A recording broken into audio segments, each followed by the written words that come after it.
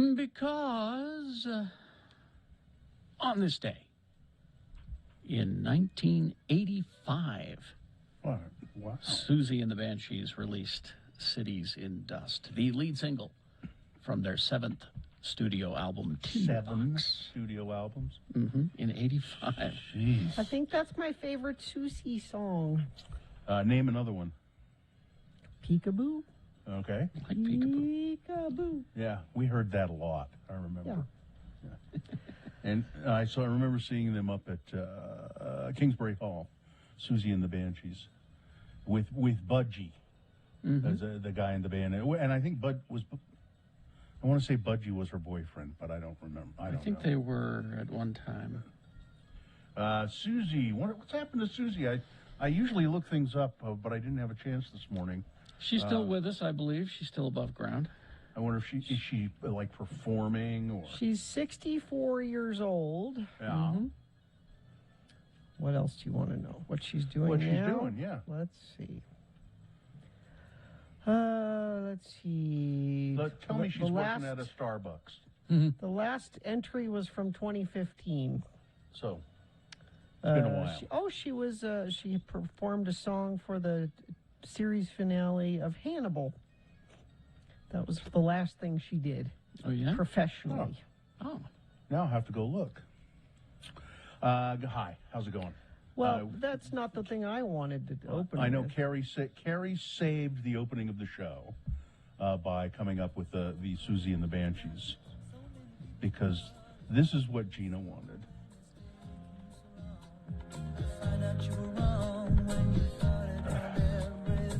There's a reason.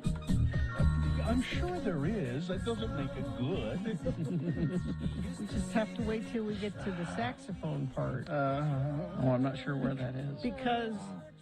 Because in 2014, Raphael Ravenscroft.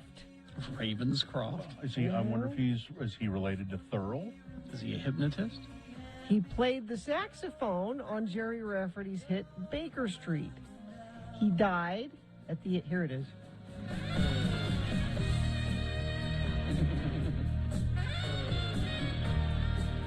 He died at the age of 60 from a heart attack. While playing a saxophone? One of the most iconic saxophone parts in a song. Yeah. He was paid $27.50 for the session where he recorded Baker Street. Well, and he needed a manager. And the check bounced. And it stayed framed in his lawyer's office for the rest of his life. Which was not long. Rafferty, on the other hand, gets about $100,000 a year still. Just from Baker Street. Just from Baker Street. Even more interesting about Raphael Ravenscroft, he's the eldest son of Trevor Ravenscroft. Trevor. Trevor Ravenscroft, who is the author of the 1972 occult book, The Spear of Destiny. He spent much of his life in Dumfries, where his father lived. See? I told you it was a good story. Yeah, but we didn't have to listen to the whole song. $27.50, and not even that, because the check bounced. Yeah. For this part right here, Carrie. For this part? For this right here. Right? I hope he... Oh, no, this is the this guitar part. This is the guitar part. Yeah. Yeah, the saxophone's over. Yeah. See, when you said Baker Street, I tried bargaining with other Jerry Rafferty songs. No. I guess there was a reason for it being There was a reason. A Baker very Street. specific reason. I'm like, come on, right down the line, anything. Mr. Ravenscroft said that his performance on the song annoyed him because it's out of tune. I'm irritated. It's out of tune, he said. It's flat.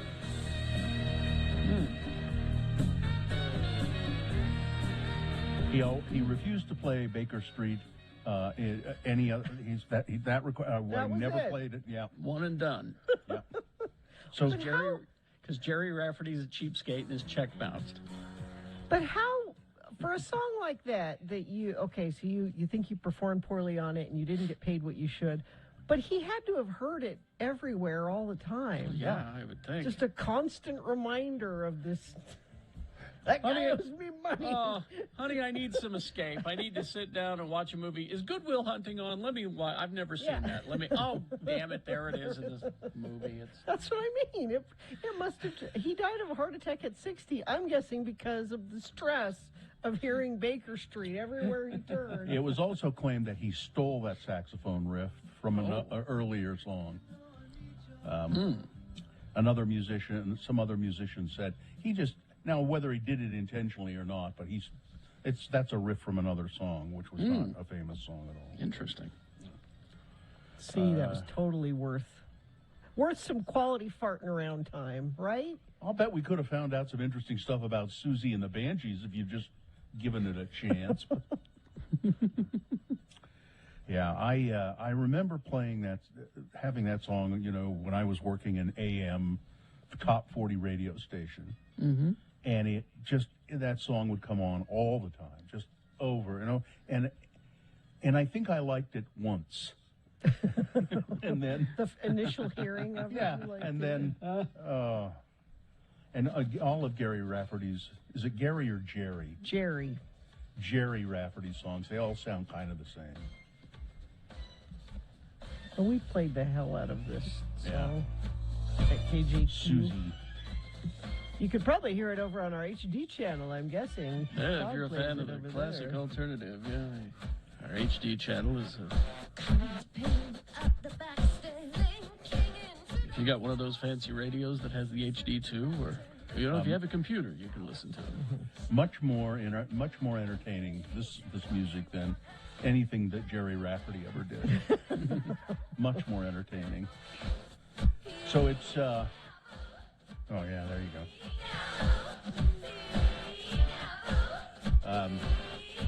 Raining like hell today. Yes. Yep. I mean, it was so noisy. Yeah. But so I listen to other news stations and things in the morning, and if I have to hear people say, referring to snow falling in some areas, the white stuff. Jesus! Oh, wait, you people are so devoid. My weather report. Yeah. These people are so devoid of any ability to come up with anything original ever. Well, there's a lot of the white stuff out there. Snow! How about that? Ow. Well, that's not original. That's just... Sorry. You said come up with anything original. That's not original. You need to come up with a nickname for it. Oh, why? Boy, it's really snowing. Well, there's sure a lot of the white stuff out there. What, mayonnaise? Are you playing... It's the rain. Wow. Yeah. See, I told you. It's really raining. And up in the higher elevations, we're starting to see some of the white stuff. What? You pus? Pus. That's what you're talking about, right? It's pussy in the mountains. Because mayonnaise and pus are a distinct possibility. There's pus right around the corner, It's mayonnaise. It's, jeez. I just love sleeping, though, when it's raining like that. It's just the best sleeping weather. I don't know. I can't hear it, so if I'm asleep. No, but it doesn't lull you. That sound as you're falling asleep isn't soothing. Gina, I don't ever need lulling to sleep. No. You're just trying not to pass out downstairs. I go stand at the edge of the bed and go, ugh, and just fall into the bed. And your wife has to take your shoes off? Sometimes, yeah. Sometimes. I try to take off the shoes and stuff before I go into the bedroom, and then it's just fall into the bed. There is no lulling involved. I remember when I was a kid, I had a hard time. I have always had a hard time falling asleep. That hasn't been true for the past 30 years. Now, my son likes to fall asleep too. He has a rain sound machine, and he was excited last night because he didn't have to use the sound machine. He could just use nature to lull him to sleep. Speaking of your kid, we have to discuss it sometime this morning. You and your daughter watching Squid Game. Yes. And there's a story about kids watching Squid Game here. Skid Game, I said, but a Squid Game. Yeah, there's a story about that. Okay. Here. We need to discuss all of that. Okay. See where you are. Okay. So shall we get things going? Let's get this going so we can get it over with. I suppose you guys want to try and do check-ins. Is that Sure? It's really not up to us. It's up to them. Well, I guess we just have to say the phone number, 877-602-9696, and so if you're not being distracted by the white stuff this morning, you could call us and check in with the Radio from Hell show. Let us know how you feel about Susie and the Banshees, or Jerry Rafferty, or the white stuff, or people saying it's right around the corner, and all of it. Or pus. Maybe you have thoughts on pus. It's mayonnaise. That's a little better.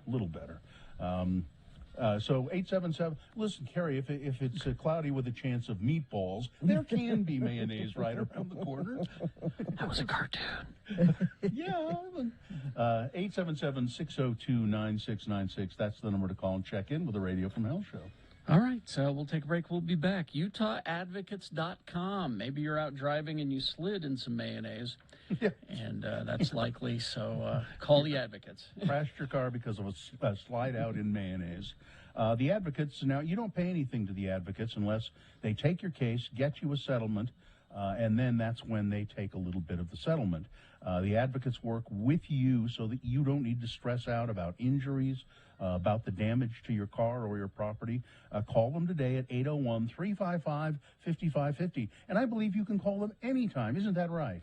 Yeah, you can call them anytime. You can chat with them online. Maybe you're more comfortable with that. You know, accidents happen at all hours of the day, and the Advocates say that you should get them involved as soon as possible after your accident. Of course, after you've been seen by a doctor and talked to the police and all that. Make them your next call, because the sooner they get involved, the more they can help you. It's 801-355-5550, 24 hours a day, 7 days a week. Same goes for the website, UtahAdvocates.com.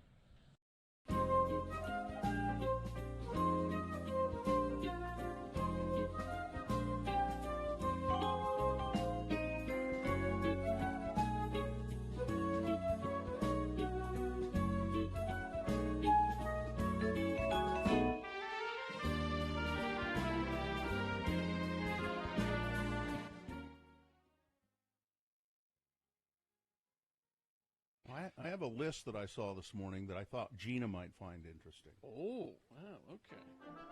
It's Radio from Hell with another list, because people love a good list. X96. Now, if this doesn't spur some conversation, we can move to Gina's list. What was your list, Gina? It's the things that precautions you take that might kill you, right? That's important information as well. But this is 5 signs that you and your partner are not compatible intellectually. You know, like one of you's Why really did you smart. want me to have that? Like one of you's really smart, and one of you's not so smart. Not compatible. Yeah. Now, You my have to wife explain and this to me, Bill, because I'm not very smart. I need you to. Okay, well, the list should explain it, okay? But if you have any questions, okay. feel free to ask. Well, let's not forget that Joe is a doctor, and Yes. you didn't finish college. He's a Why scientist. does that always have to come up? Why is that Because it's true. So I here's... mean, There's I lots feel of like things that I are feel- true. Listen, I feel like I can bring it up because I didn't even go to college. Okay. All right. All So- right. What's the list? Here are the signs that you and your partner are not compatible intellectually. Doesn't have anything to do with education, really. It has to do with All right. intellectual abilities. All right, that's different. Number 1, your partner feels superior and you feel inferior in the bonding. He acts like a teacher all the time when the two of you talk. He always tries to make you realize that you're wrong and that he's right. No, that's you. You're the one that does that. I'm, Of course, Gina, we're kind of married, Bill. So Gina, I'm just asking you to consider these things privately. I don't need you. I don't need you to weigh in. I just want you to think about it. okay. Number 2, When you two are not intellectually compatible, then you feel bored in the relationship. So you call friends and family members to get the mental stimulation that you're lacking in your relationship. Or you have a food mistress that you go at. Or you have a food mistress that you go someplace with. Yes. It's true. Number 3. People who always feel like competing with each other while having a conversation. Sometimes competition is fun in a relationship, but it cannot be the usual case. It's okay to be a little competitive sometimes, but you shouldn't feel like you're always in competition with your spouse. Number 4, if you can't have a deep conversation at all after having small talk, then there's a big issue in the bonding, which needs to get fixed. How do you even get to the point of getting married if you can't do that before? Well, this is I think this is advice. A lot of advice. These are things you should have considered, or perhaps Joe should have considered before he married you. But he was just blind. He was just blinded by your beauty, I think. No, that wasn't it. Number 5, the last one. If you need any advice from your partner about something, then instead of giving it, they will start talking about themselves for giving examples on the same topic. When people are not compatible intellectually, they often tend to do this. So it's not quite clear, is it? No, I don't understand that one. So really. If you want Please some help advice, me, smarter person. So if you want some advice from your partner, what do you think I ought to do about this? They say, well, here's how I would do it. This is what I would do. I've had this experience, and this is what I do, and this is it's all becomes centric, rather than, well, given your limited abilities, maybe you couldn't maybe possibly handle this the same way I would. You don't have the capacity to deal with this in the way that I would deal with it. Given your small thinking, what I would. So that's your list of 5 Great, things. thanks. Hope you'd enjoyed another list with Radio from Hell on X96. Well, wait a second. I got a little bit more. I can handle things. I'm smart. Like dumb, I'm smart, and I want respect. Yeah, what he said. Fredo. No. All right.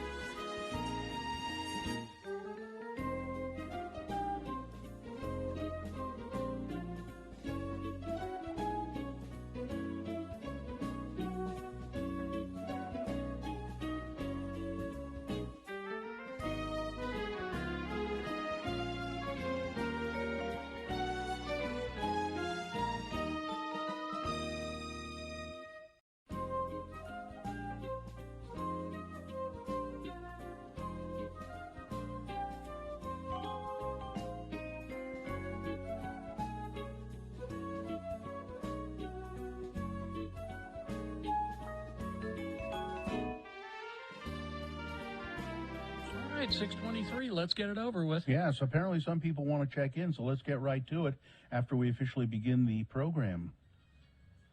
Yes, and that is brought to you by Step into $400 with University Credit Union in 3 steps. Step to the nearest University Credit Union branch or go to ucreditu.com today to see how you qualify. A full moon is in the offing on the 20th. It's 98.7% of full right now. The moon will rise today at 6:37 a.m., today being Tuesday. It's the 19th day of October in the year of our Lord Jesus Christ, 2021, and it's Evaluate Your Life Day. Oh, heavy.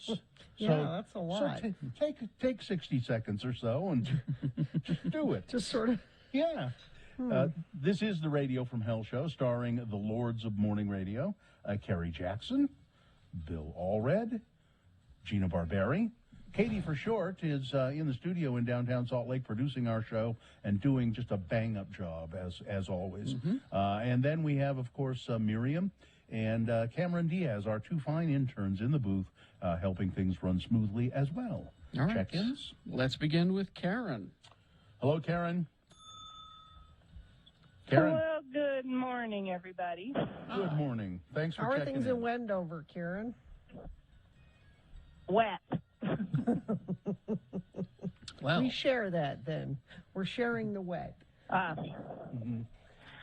Well, I got my flu shot yesterday, and I feel like crap. And Gina, I know it means it's working, but it doesn't mean I have to like it. No, you don't. I actually made an appointment to get mine and my kids all done tomorrow after school. So I probably, too, will be feeling like crap. But while I'm feeling like crap, happy that my body's making what it's supposed to be making to protect me. So. Yeah, Karen, you know, the feel same your thing could pain. be Okay. the same thing could be said of the Radio from Hell show. You know, it has to be done, but that doesn't mean you have to like it. exactly. Thanks for Well, checking you in. know, the only way you can redeem yourself is to make sure you play the moon song tomorrow. Oh, yeah. Okay, all right, we will. All right. Thanks, Remind Karen. me. Remind me. Thanks, Karen. Thanks, Bye-bye. Karen. All right. Let's go now to, let's see, it is... Alan! Alan! Alan! Hi, Alan. Alan! Alan! Al! Alan! Alan! Alan. No, I'm here. I just never get tired of that.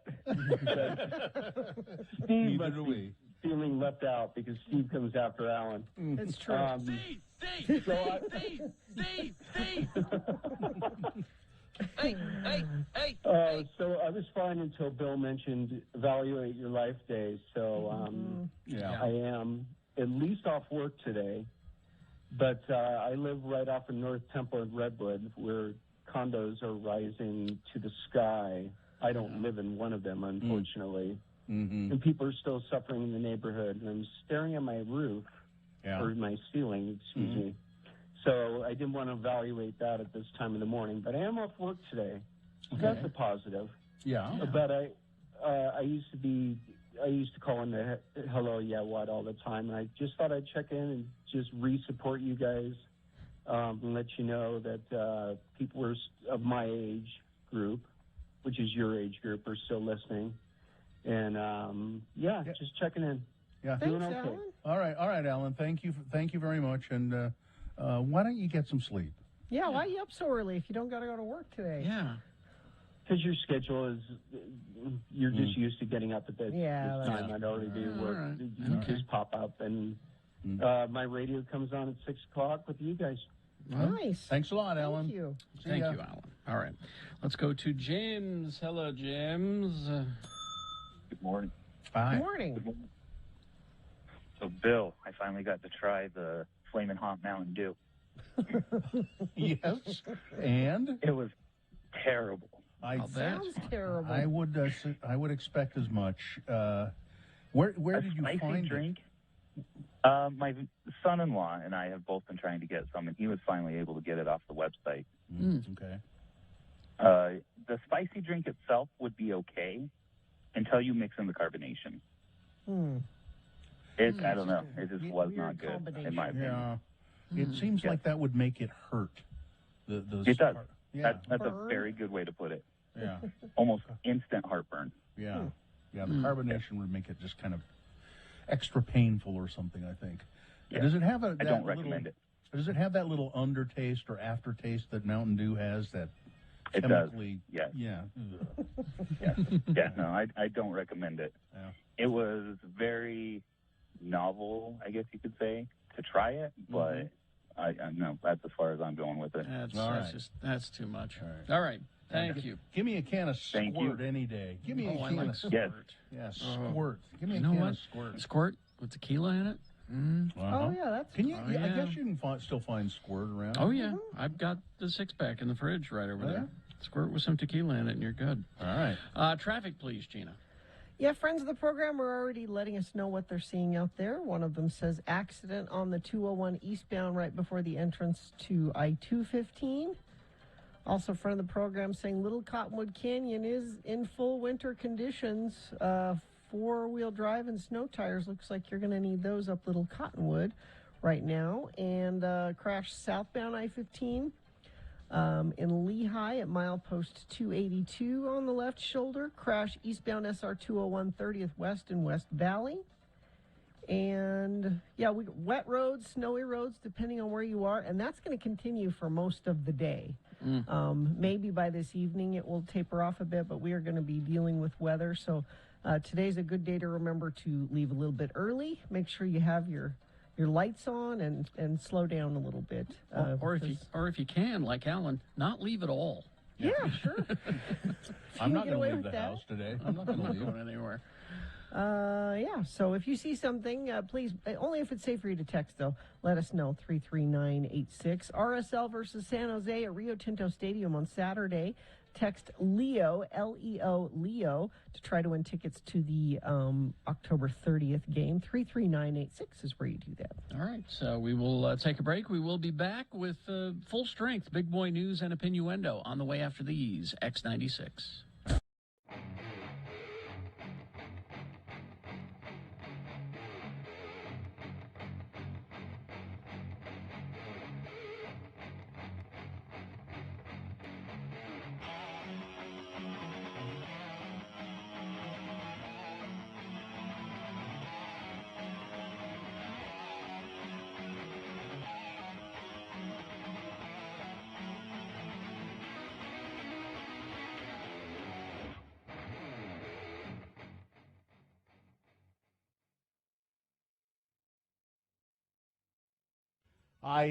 I've just been meaning to ask you, Gina, the last 3 days, and I forgot. Well, the last 2 days. Wow.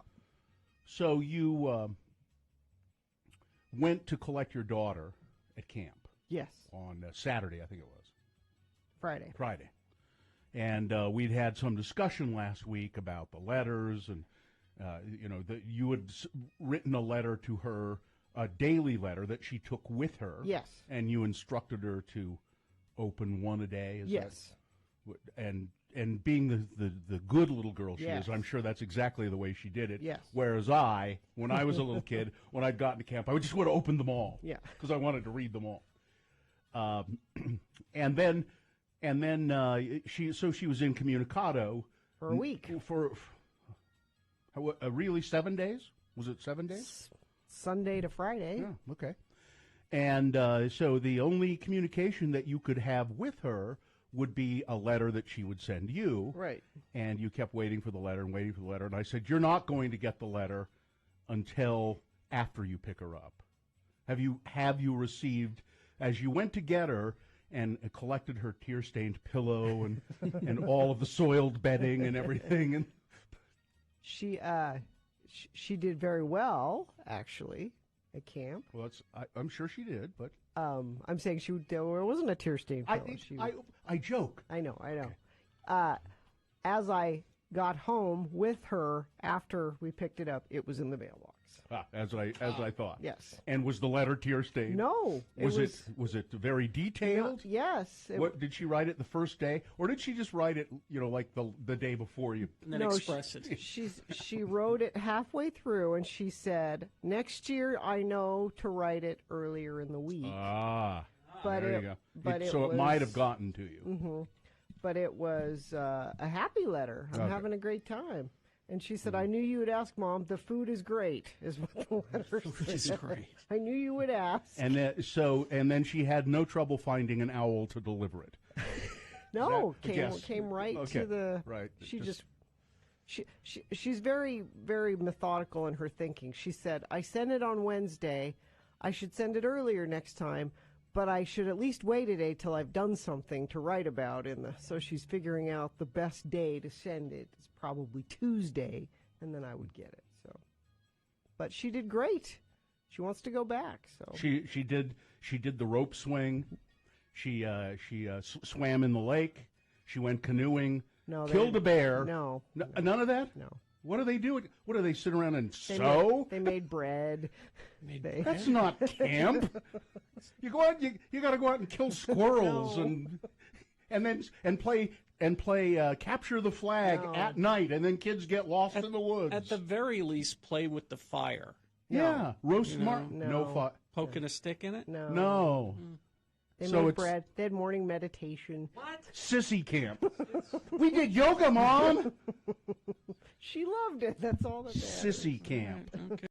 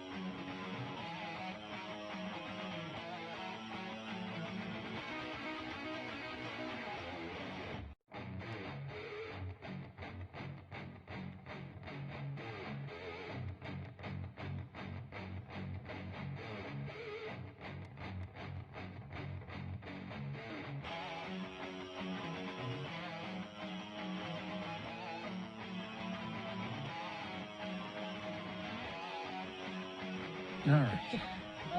6:37, Big Boy News and Opinioendo now, brought to you by... Scott Hale is offering a $49 furnace tune-up for appointments scheduled by October 31st. Call 801-264-HALE. Thank you. You know, I usually like to start the news with something a little light, but this is a big story. This is too big a story to ignore. We put it right at the top of the news. In headline news this morning, it is official. Kanye West has changed his name legally to Ye. Yay. It's Y-E. It's yay. Oh, I'm sorry. It's Kanye. If it was yay, it would be Y-A-Y. Yay! It's Ye.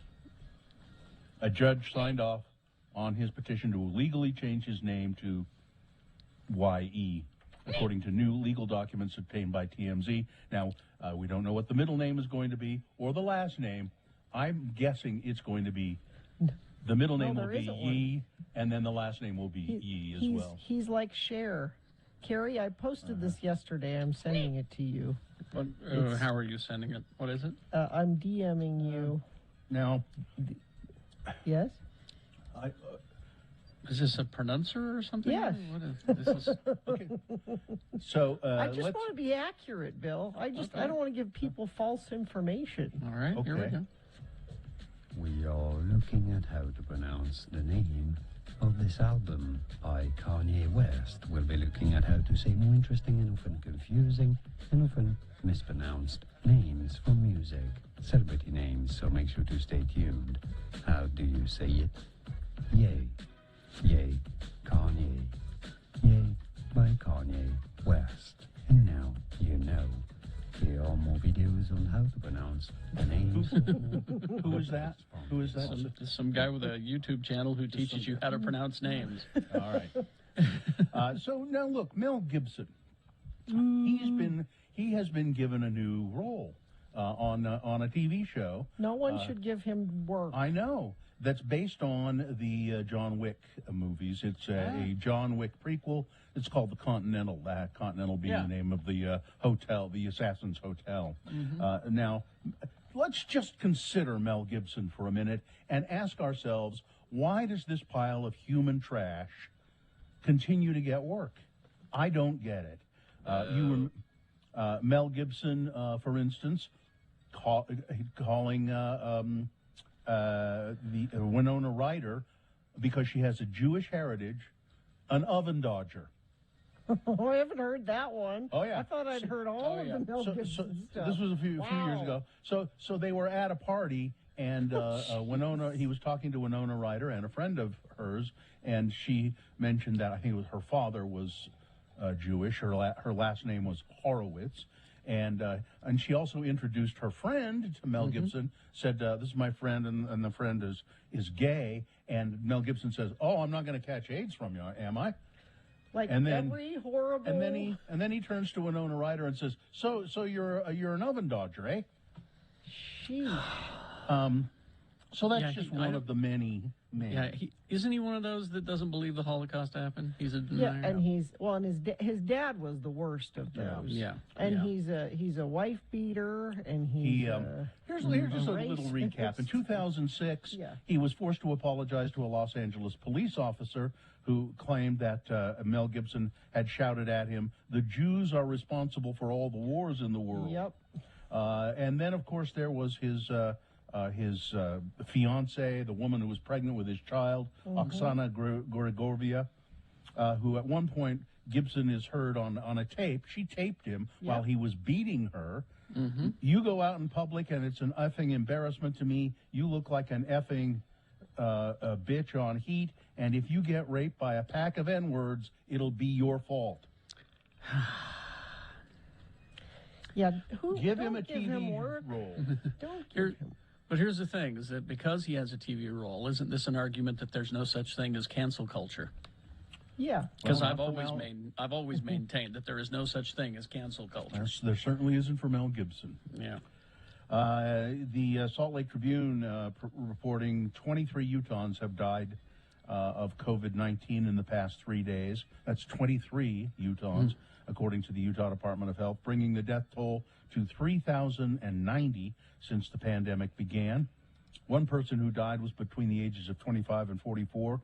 8 who died were 45 to 64, the health department reported. They also reported 3,036 new cases over the weekend. A doctor in Idaho says, well, that's it. It's over. We've lost the war against coronavirus here in Idaho. Dr. Steve Nemerson, Chief Clinical Officer of the St.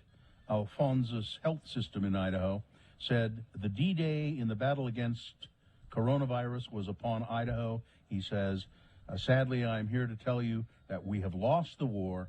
COVID-19 is here to stay. And the reason it's here to stay is because we cannot vaccinate enough of the public to fully eradicate the disease. And so now we need to move into the phase of recognizing that COVID-19 is just going to be a disease to be managed for the long-term future. Nemerson's statement comes in the wake of a WalletHub study that puts Idaho dead last in its ranking of safest states in the country during the pandemic. Because it's filled with crazy. Yep. Now, the family of a Taylorsville woman who was a DJ on a Mexican radio station, she was murdered in Taylorsville. Her name was Gabriela Cifuentes Castilla. better known as Gabby Ramos. She was a DJ for La Mas Picosita. Ramos and her daughter moved from Mexico to Utah about 3 years ago in pursuit of a better life. She started DJing a year and a half ago. She was the first person in the office to say good morning, said her boss and friend, Alec Calvo. My mornings are not going to be any more like every single morning was. Her coworker said that Ramos worked her last shift Saturday, just hours before she was killed. She was fine, she was happy, she was excited. She was in her living room with her sister early Sunday morning, discussing their dreams and ambitions, according to the sister. And the doorbell rang, and she went to the door, and her ex-boyfriend, Manuel Omar Burciaga Perea, was at the door. She opened the door, he pulled out a gun and shot her. He is currently at large, on the run, considered armed and dangerous. He was last seen in a 2000 Chevy full-size extended cab with Utah license plate U45MN. A man was arrested in Salt Lake and is behind bars after police say that he used a hatchet and his motorized wheelchair to force his way into another apartment. According to court documents obtained by Fox, police were called out after 56-year-old Juan Manguia reportedly used the hatchet on the door of his wife's apartment. In the court documents, police say multiple hatchet strikes were later seen and photographed. Here's my favorite part of this story. So I don't think he hurt her. I think he just came in and they got him to leave. But my favorite part of the story is what he told the police about the hatchet. Okay. Oh, no, I wasn't trying to hurt anybody. It's a family heirloom. I just came over to show her this family heirloom hatchet. Said he wanted to collect a debt from her, and he brought the hatchet because it was a family heirloom. I carry this around all the time. Actually, somebody was hurt. There were some people who were trying to disarm him, and he was swinging it around wildly. And apparently not life-threatening injuries, but one person was family heirloom. Yeah. Oh, right. Oh, yeah, right there, Kerry. That's a nice family heirloom. Family heirloom. My RoboCop gun. That's a family heirloom. And this story just, this is a story from Roy. A bicyclist who police say was run over several times by the same car has now died from his injuries. Police say that they will meet with Weber County Attorney's Office to determine what, if any, criminal charges should be filed. So listen to the description of this. The bicyclist, Warren Yoshio Watanabe, 62 years old, riding his bike on the sidewalk in Roy in September. He was passing by, well, we all know where this is, Warren's Family Restaurant. A car pulling out of the parking lot hit him. The woman driving the car backed up, paused, drove forward, and hit him again. The woman again backed up, paused, and again drove forward and ran over Mr. Warren, or ran over, oh, they've done that wrong. Mr. Watanabe? Mr. Watanabe. I live down the street from the Watanabes in Roy. He was lying on the ground directly in front of the vehicle, so she put the car in reverse for a third time and ran over Watanabe one more time, going backward this time. So she'd run over him, then she backs over him. People saw the woman got out of the car then, and she looked down, and so it's believed that she didn't know that she had hit a human being. She didn't know what she'd hit, and she kept trying to, but she didn't know it was a person. She looked down and saw Watanabe on the ground and called 911. He suffered 14 broken ribs, shattered kidney. Anyway, it has killed him. He was, you probably, Mr. Watanabe, born in Oregon, but graduated from Roy High School in 1978. I mean, there could be more Watanabes. Common name in that out there, but But they think now. They'll probably file some charges against this person, but they believe that she was 77. They say they don't think it was intentional, but something time going to take on. the keys away. Yeah. So Donald Trump dodged questions like a pro yesterday in a marathon deposition over the protest violence.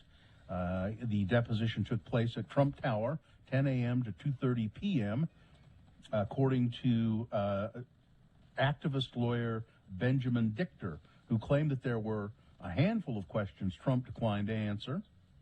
The attorney added that he planned to ask the judge in a civil suit stemming from the episode later this month whether the ex-commander-in-chief has to respond to those questions.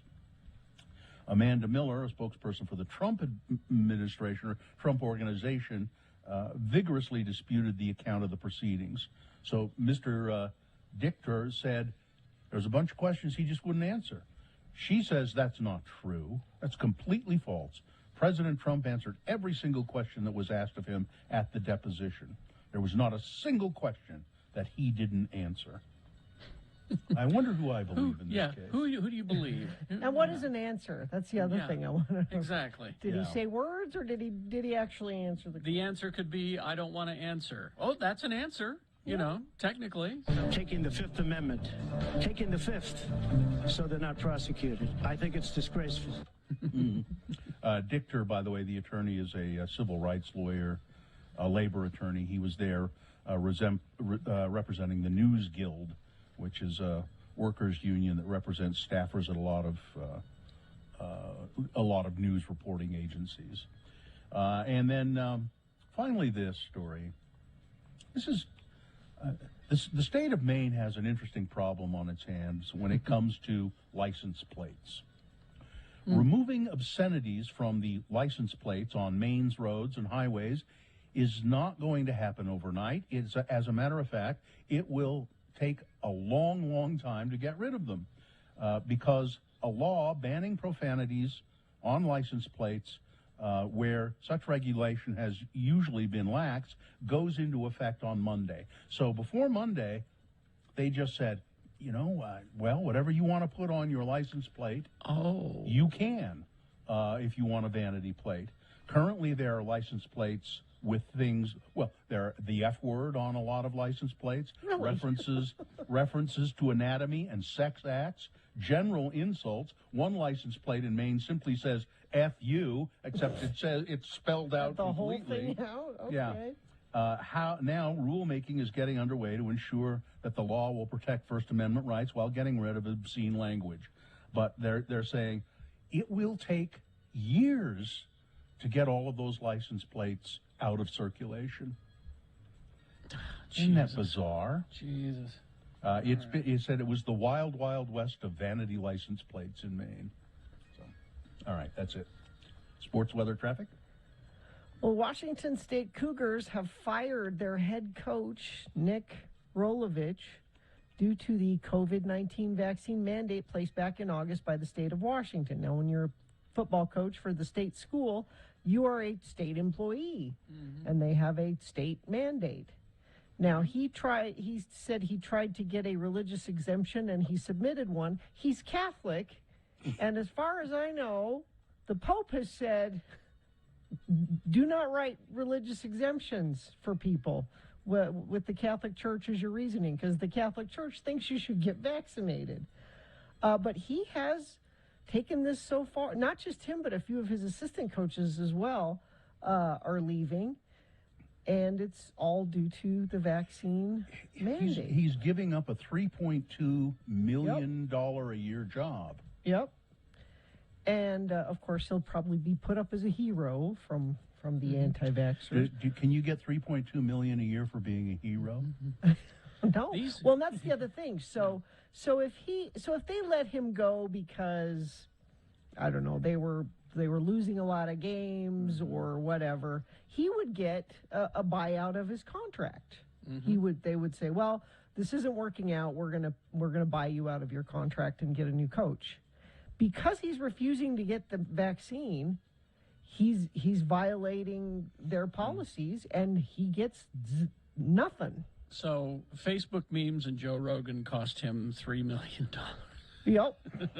and I feel bad for the kids on the team because, it's the middle of the season. Your coach, a percentage of your coaching staff they're supposed to play BYU this weekend, and there was some talk of, well, are they going to play? Are they not going to play? They say they're going to play.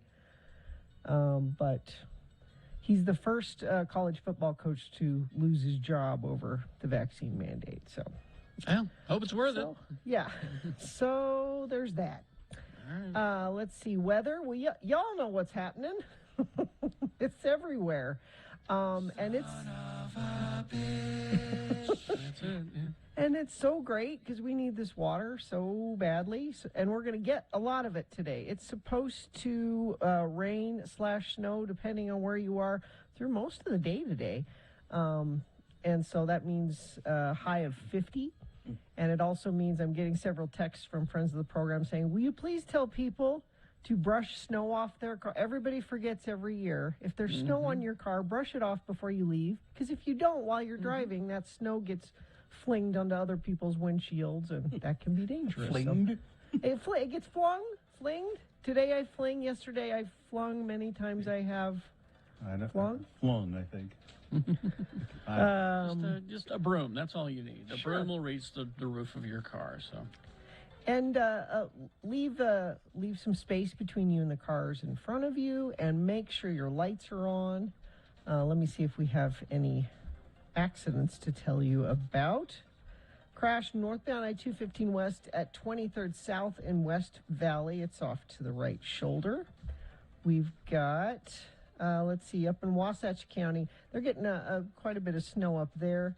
Also, Little Cottonwood Canyon, at least that's one of the canyons. I got a report from a friend of the program saying you're probably going to need snow tires or four-wheel drive or chains to get up there. They're getting that much snow up there. Crashed outbound I-15, milepost 282 in Lehigh. And crash eastbound SR 201 30th West in West Valley. And what are you seeing? If it's safe for you to text us and let us know what you're seeing out there, please send it in, and I'll pass it along to friends of the program, 33986. Tim Daly Auto Group is getting new shipments daily of incredible vehicles, all backed by the Tim Daly Forever Warranty. Don't wait. Think Tim Daly and think Forever Warranty. All right. We will take a break. We will be back. We've got Utah Word of the Day coming up. It's the mayor of Mona, Don Criddle, is going to be here for that. And let's see, we also have round one of your boners coming up. News, all of that on the way. KXRK Provo.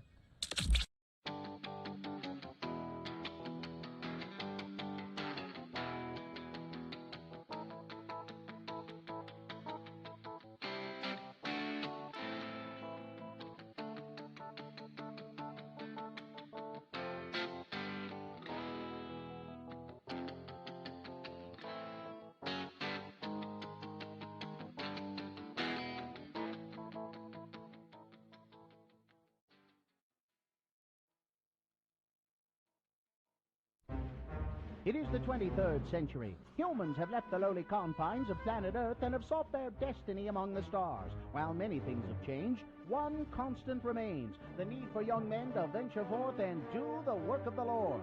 This is the tale of two such men who at the age of 19 have answered the call of their general authorities and are embarking on a 2-year mission to spread the gospel throughout the galaxy. This is the story of Space Elders!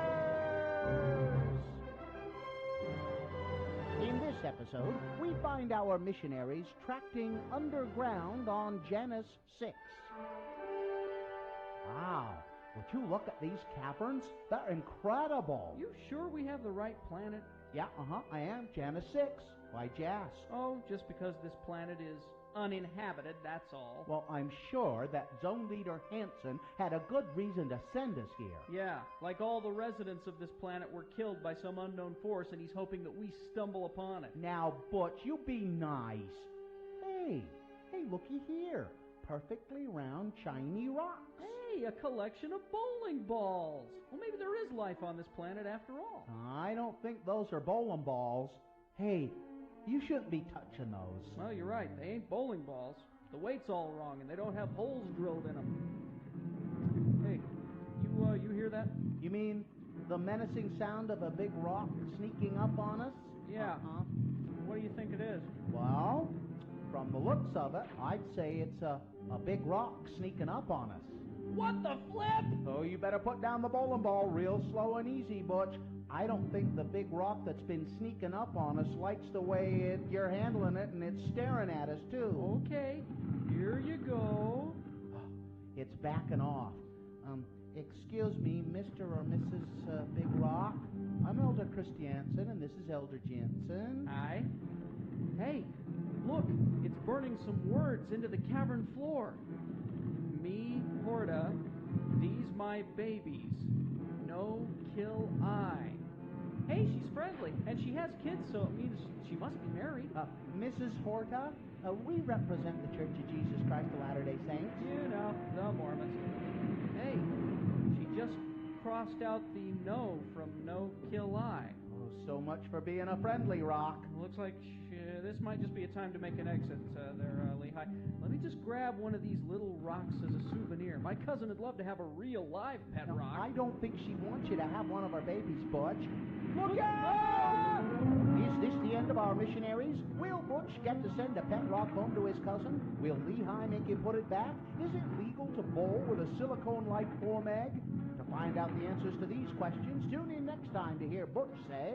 Okay, lady, back off or the little rock gets it. Now, Butch, that's no way to talk to a prospective convert.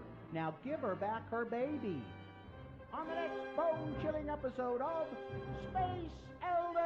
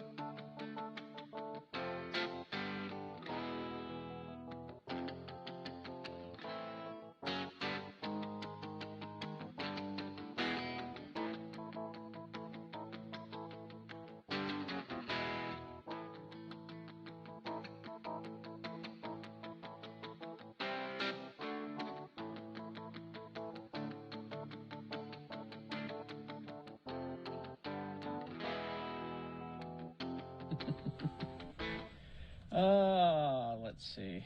We got Boners Round 1 coming up. Yep. We got Big Boy News on the way. Kyle, our son Kyle, going to be here at 8 o'clock. Just got a text from my wife who said, "Why are you yelling up there?" Yeah. Did you say it's my job? Well, I It's did. my job. I yelled a little bit too loud earlier this morning, and Yes. I shouldn't have yelled quite so loud. I was just frustrated. Let's see. So we got all that and more on the way. Do we have any giveaways today, Gina? Anything? Well, I mean, just for boner voters, if you want to plan on what round you would like to vote in based on the prize we have available, we have tickets to Ballet West Dracula. That's coming up Friday, October 22nd. And we also have tickets to The Chocolatier.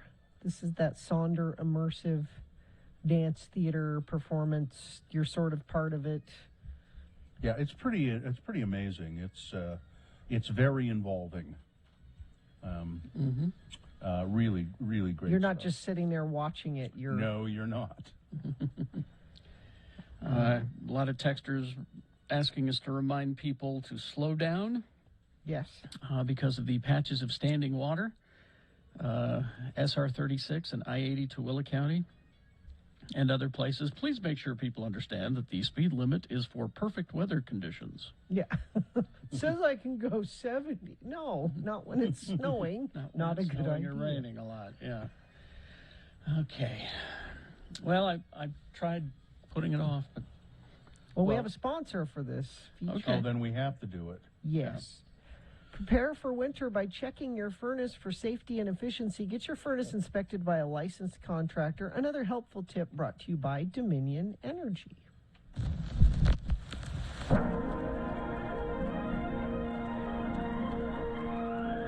It's often said that people of Utah speak a language all their own. It's a language that's often confusing and even incomprehensible to newcomers here in the Beehive State. So, Radio from Hell presents a handy guide to help everyone understand how the natives speak. It's the Utah word of the day, and today's word is...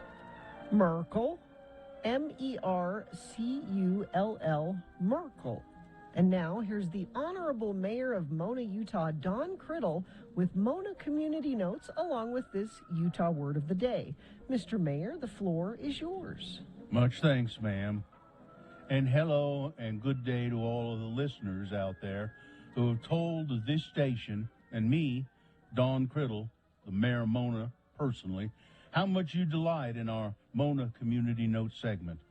Some of you have even said to me, Don, you have been Mayor of Mona for a long time. Why? What is it that you like so much about Mona? And I've said to them, why not? Mona is a great place for kids, as my son Denver Criddle will agree with his father. Right, Denver? Whatever you say, Daddy. You know, whenever I put on a bunch of weight and get real tired, I want to be Mayor Mona, just like you. But there's lots of things for a young man like Denver or a young woman like his sister, Sissy, to do. I believe I'm right about that, right, Denver? Like the beautiful Burriston Ponds. Oh, you bet, Daddy. I like to go fishing at the ponds. One time I caught a chub.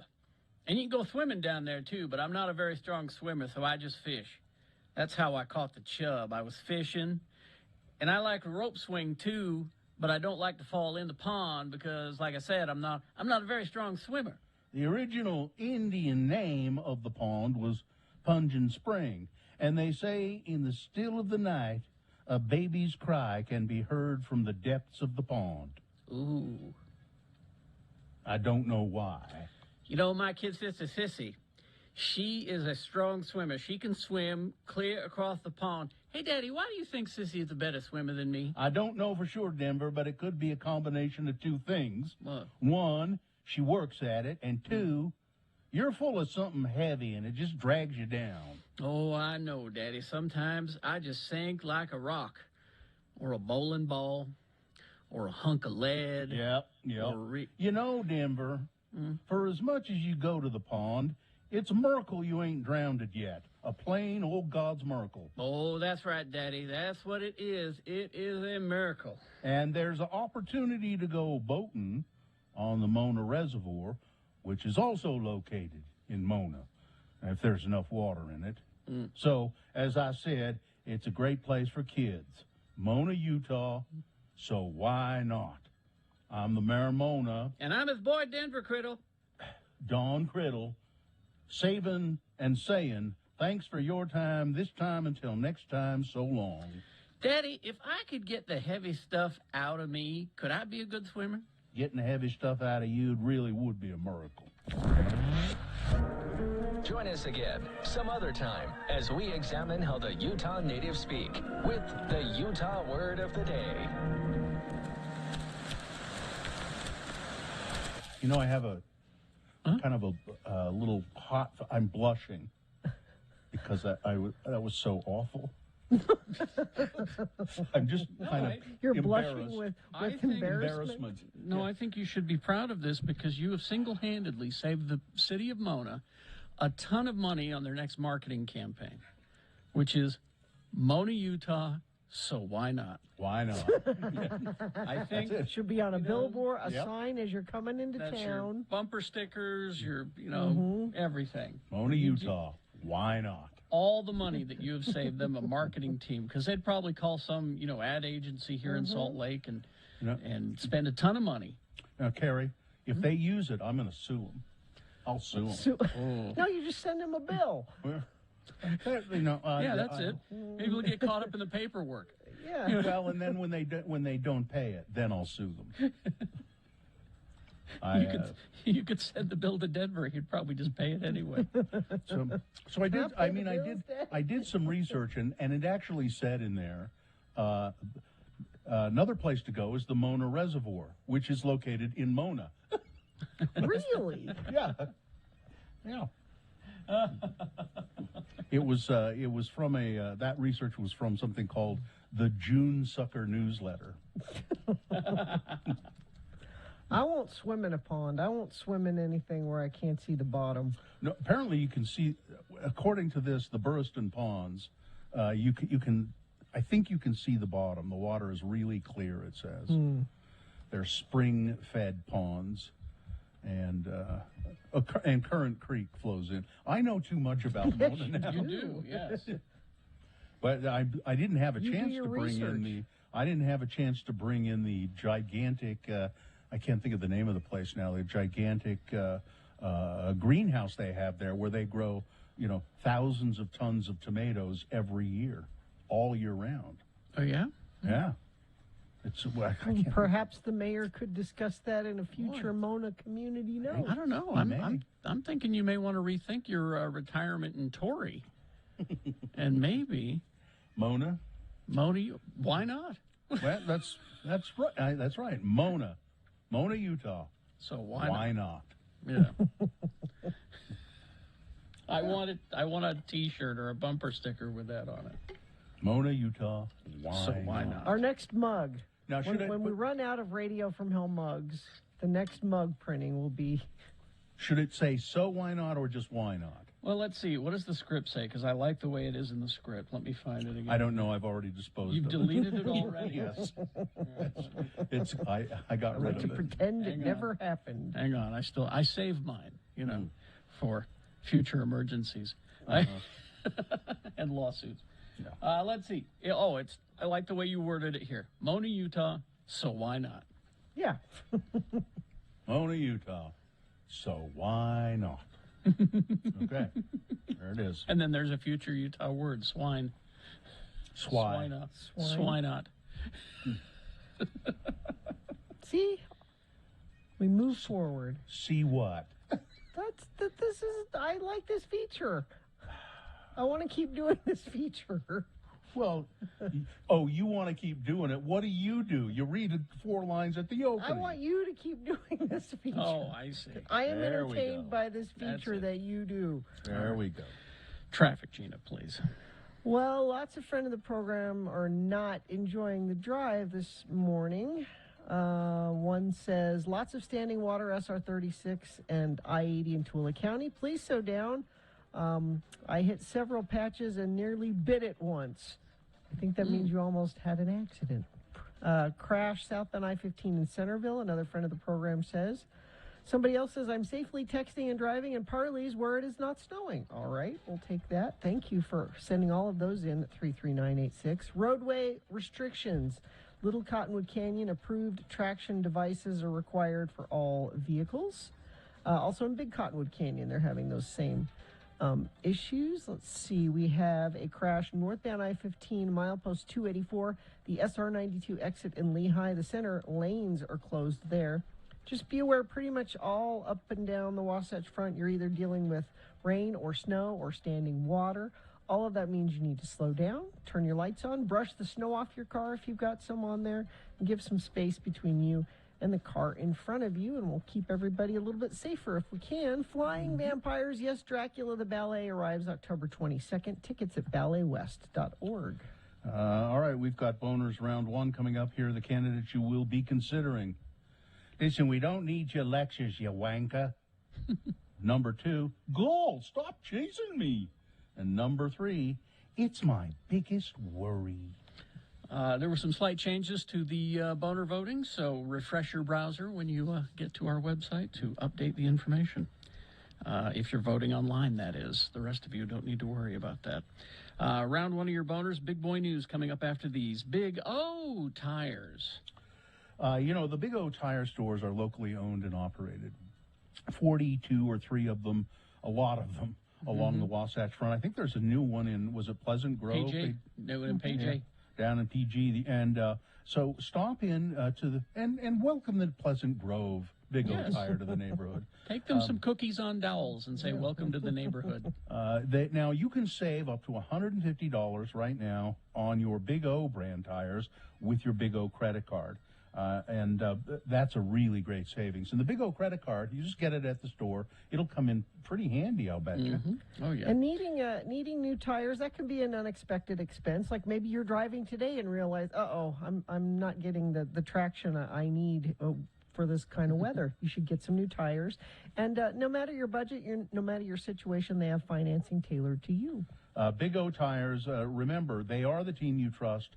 Please go to a Big O Tire store in your neighborhood. Go to the website, bigotires.com.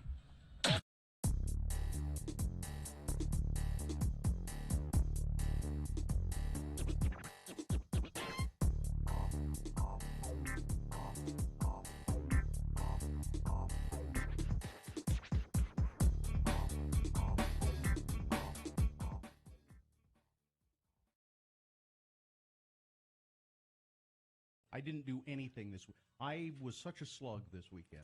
Sometimes you need a sluggy weekend. Good for you. I didn't think. Good for you. How do you turn that off? Alcohol. Genius switch. How do you turn that off? Alcohol. What kind? What was your alcohol of choice this weekend? Anything I could get. Whatever was handed to me, whatever was handy. It didn't matter. It didn't matter? No, didn't matter. You weren't discriminating about? No? Why? I'll take some of that, sure. Is it good wine? It's good enough. Yeah. I'll have some of that. You bet. And you were just handed things? Went out to dinner. That's the way it should be. Went out to dinner on Valentine's Day. You did? You did that going out on Valentine's? Yeah. That's brave. Yep. Had a nice dinner at Copper Onion, and pork belly should be one of the major food groups. I agree. It really should be. What was the pork belly on, or was it? No, it was just pork belly. It was just out there being pork belly. Pork belly with some cherries and some Brussels sprouts and turnips. Just kind of as a little side dish, a little starter to the evening, and then nice.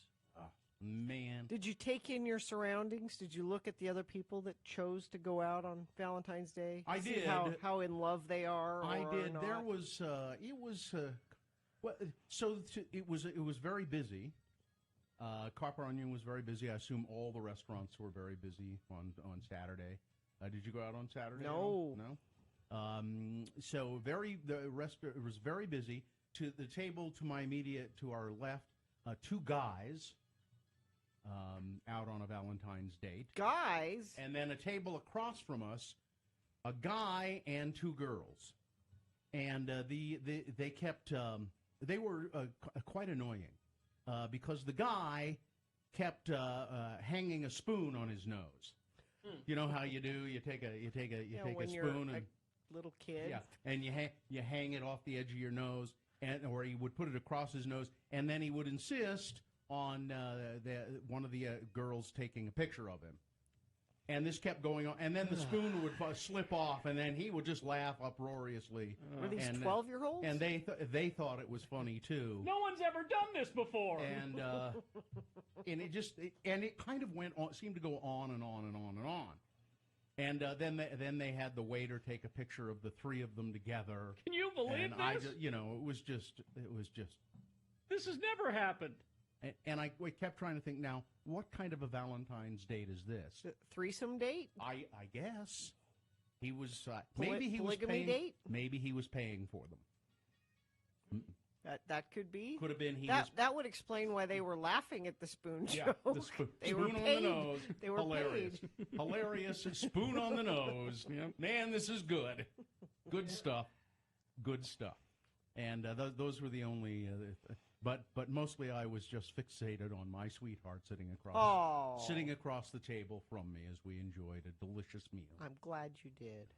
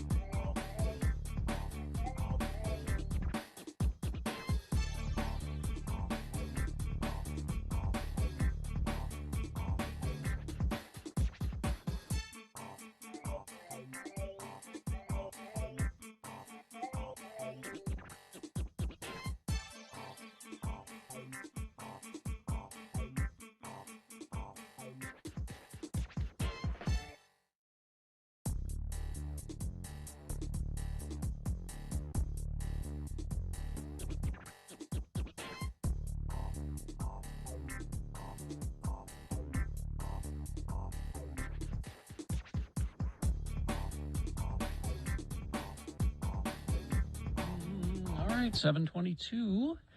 Time now for round one of your boners. Here we go. 3 news stories. These are examples of bad, stupid, funny human behavior.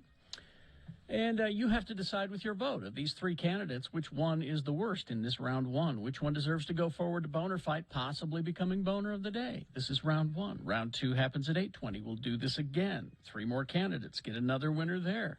Take both winners, put them against each other.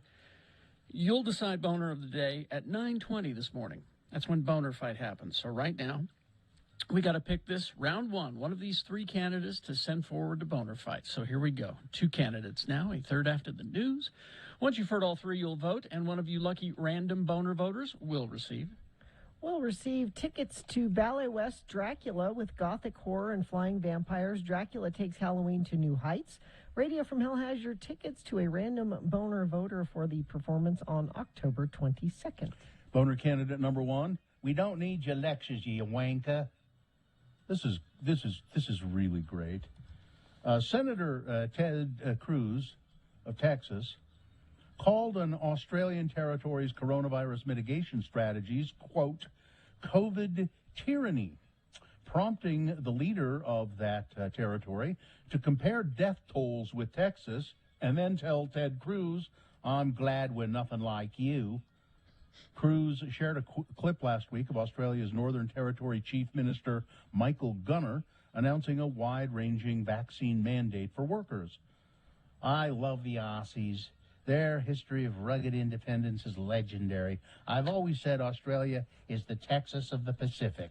Cruz tweeted, the COVID tyranny of their current government is disgraceful and sad. Individual liberty matters. I stand with the people of Australia. Now, Mr. Gunner, a member of the central-left Australian Labor Party, responded Sunday with a few facts about how his constituents have fared compared to people in Cruz's state of Texas. Okay. Nearly 70,000 Texans have tragically died from COVID. There have been 0 deaths in the territory. Did you know that? Gunner asked. Vaccination is so important here because we have vulnerable communities and the oldest continuous living culture on the planet to protect. Did you know that? No, Aboriginal Australians, the oldest living culture, continuous living culture on the planet, make up roughly 30% of the Northern Territory's population. Gunner noted that the mitigation strategies employed in the Northern Territory have kept the residents safe and free. We've been in lockdown for just 8 days and 18 months. Our businesses and schools are all open. We don't need your lectures, mate. Thank you. You know nothing about us. And if you stand against a life-saving vaccine, you sure as hell don't stand with Australia. I love Texas. Go Longhorns. But when it comes to COVID, I'm glad we're nothing like you, mate. When are these Republicans like Ted Cruz and Todd Weiler going to learn that you're no good at Twitter? You're just not. Boner candidate number 1. We don't need your lectures, mate. You wanker. Here's boner candidate number 2. Go, stop chasing me. A driver who, this is in Colorado, I believe, a driver who stole a U-Haul truck called police dispatch from the truck and asked deputies to stop chasing him after they had located the stolen truck. Jeez. Around 1:40 a.m. on a Saturday, Adams County Sheriff's deputies located the stolen U-Haul parked at a convenience store on the corner of Federal Boulevard and West 80th Avenue. When deputies approached the vehicle, the driver took off. Police pursued the truck, and the driver called dispatch and said, "Why are you chasing me? Go! Tell him to stop." Deputies finally used tire spikes and were able to capture the ridiculous thief. Boner candidate number 2. Go! Stop chasing me. Coming up in a moment, boner candidate number 3. It's my biggest worry. Boner candidate number 3 for round 1 coming up after this. Big Boy News and Opinioendo brought to you by Moochie's would like to thank their loyal customers for supporting their locally owned and operated business. Moochie's has been voted Best of Utah for over 17 years. Dine-in, delivery, and pickup available. Well, I suppose you've heard by now, you know, that Kanye West has officially, legally changed his name to Ye. So let's move on to other stories. Patrick Mahomes' brother says he really absolutely meant no disrespect by dancing on a Sean Taylor memorial on Sunday, explaining the whole thing was a misunderstanding. Okay. Jackson Mahomes, who gained fame over the last couple of years for his TikToks, recorded himself stepping on a piece of grass at FedEx Field that had been spray painted to honor the slain football player, Mr. Taylor. Now, and I believe it's true, he didn't realize that what it was, or that he was told to stand there. He and some other people said, if you want to be on the side of the field, here's where you stand. So they're just there. And he was doing, so what he really should be apologizing for is not standing on that memorial. He should be apologizing for the fact that he's an SE dancer. My God, he's terrible. Just, if you just watch the TikTok, he was in fact dancing then. Yeah, he was doing well. He calls it dancing. I don't know. I wouldn't call it dancing. Well, if he calls it dancing, then it's a celebratory kind of thing. On No, it's a TikTok. He was doing he was doing a TikTok thing. It was a TikTok thing. If you watch it, he's not doing some sort of diss on. So he didn't even know it was there. So a TikToker would not do something outrageous to get attention. Yes, that's what he does. And his brother has gotten in trouble for things like this in the past. I kind of don't believe that he didn't know exactly what he was doing. I think he knew exactly what he was doing. He's doing. a turd. Yeah. Patrick Mahomes' brother is a turd. Well, that must explain how he dances that way, because that's the way a turd would dance. It's terrible. But on the other end of the celebrity scale, Brad Pitt. Oh, Bill Pim. Not a turd. Has released his second bottling of the champagne that he has called Champagne Fleur de Miraval. Oh. The new issue is from Chateau Miraval. Oh, it's Miraval, I think. Yeah, I think that's an L. Since Angelina Jolie sold her participation in the winemaking business to beverage giant Tenuti Del Mondo last month, unveiled in 2020, Fleur de Miraval is a rosé champagne made in France's northeastern Champagne region. The new bottling, dubbed ER2, for exclusively rosé 2, is a I wonder how much this is. Well, and Brad doesn't drink. He's sober now. Oh, yeah? $400 per bottle. Wow. Made booze. Colin Powell's death at the age of 84. And by the way, flags in Utah, and I would assume other places, but Governor Cox has ordered that flags be flown at half-staff to honor Colin Powell's memory. But his death underscores the continuing risk that COVID-19 presents to older people, even if they are fully vaccinated, as Powell was. For vaccinated Americans in their 70s and 80s, COVID remains more dangerous on average than any or many other everyday risks, including falls. These are things that kill our seniors. Falls, choking, gunshot wounds, or vehicle accidents. So it is, again, it is more dangerous on average than any of those things. That's pretty stunning. The vaccines from COVID, vaccines turn COVID into a mild disease, as Dr. Anthony Fauci puts it. So that's the importance of vaccination cannot be stressed too much. Please, just do it. Just get vaccinated. There's nothing to worry about. Hospitals are not full of people that had bad reactions to the vaccine. No. Yeah, they're full of people who didn't get vaccinated, who got COVID. And because of that, people who get in accidents don't have a bed because you're taking up the bed. Or there are people there like Colin Powell who were immunocompromised, even though they got vaccinated, because their immune systems don't work as well as the rest of us. But some other unvaccinated person gave it to him. After more than a year of tension between state lawmakers and public health officials, prompted by pandemic-related health orders, a new audit urges the Utah Department of Health to prioritize the Utah legislature's demands. The audit of the Utah Department of Health found that the agency appears strongly influenced by the federal government over the Utah legislature. I wonder why that would be.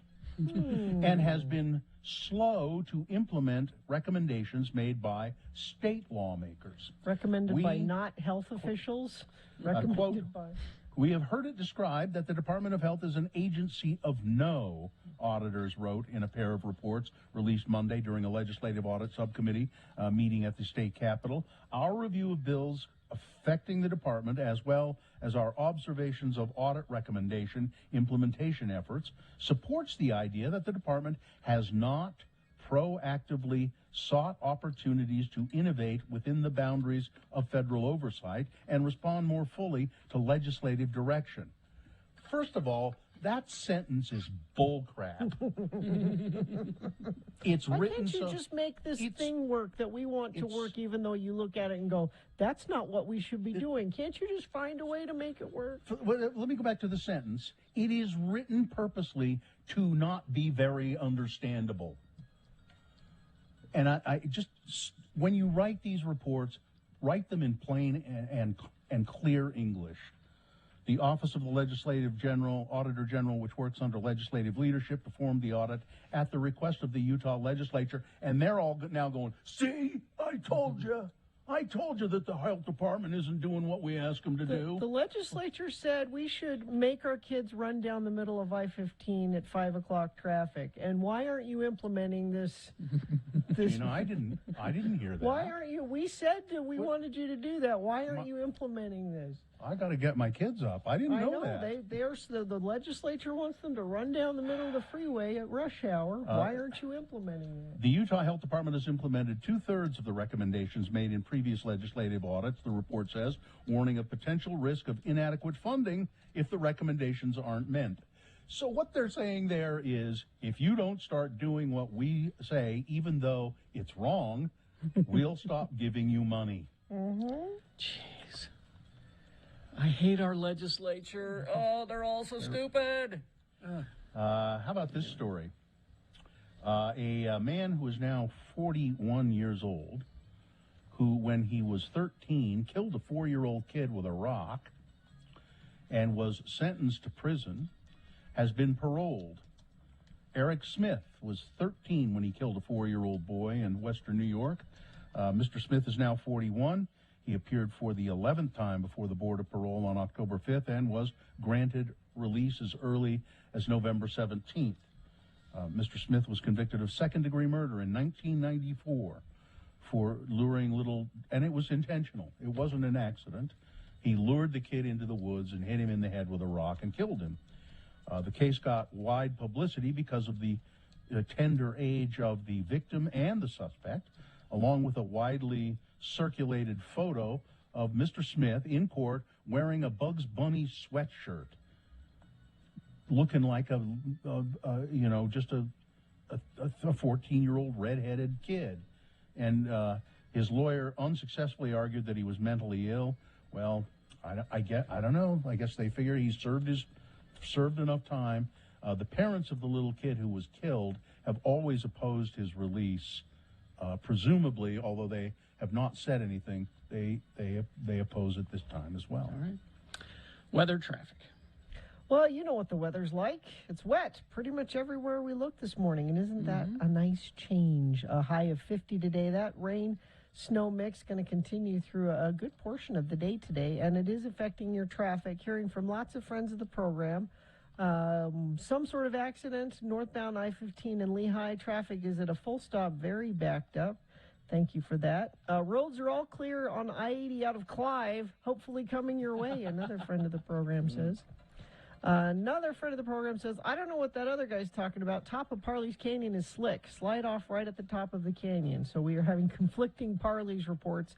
My guess is you should just plan on slowing down regardless.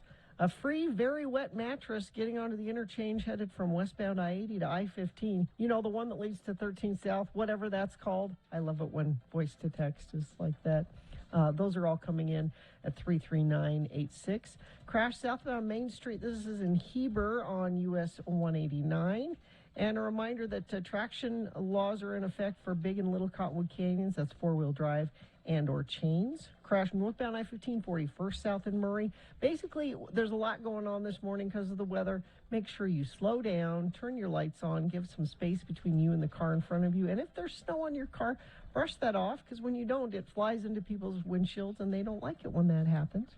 If you see anything and it's safe for you to text, 33986 is where you send that in. Flying Vampires, yes, Dracula the Ballet arrives October 22nd. Tickets at balletwest.org.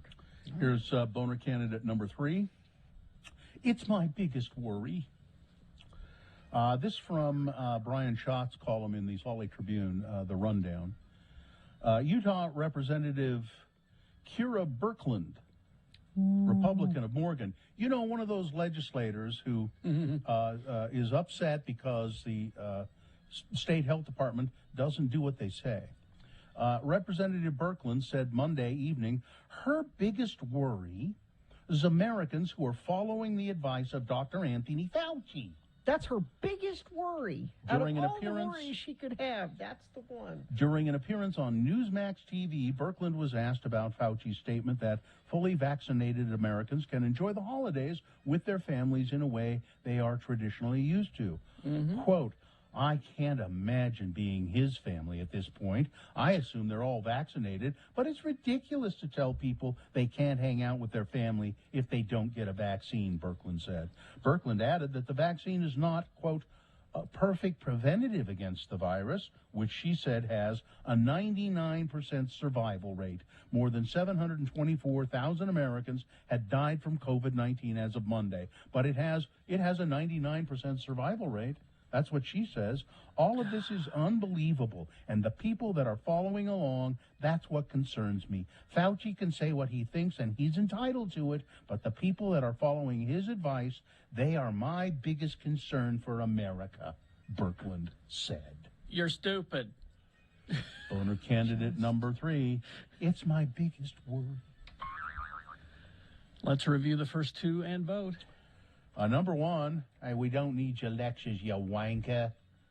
Ted Cruz being schooled by an Australian leader as Ted Cruz tries to tell the Australian, how Texas is so much better and when it comes to dealing with COVID.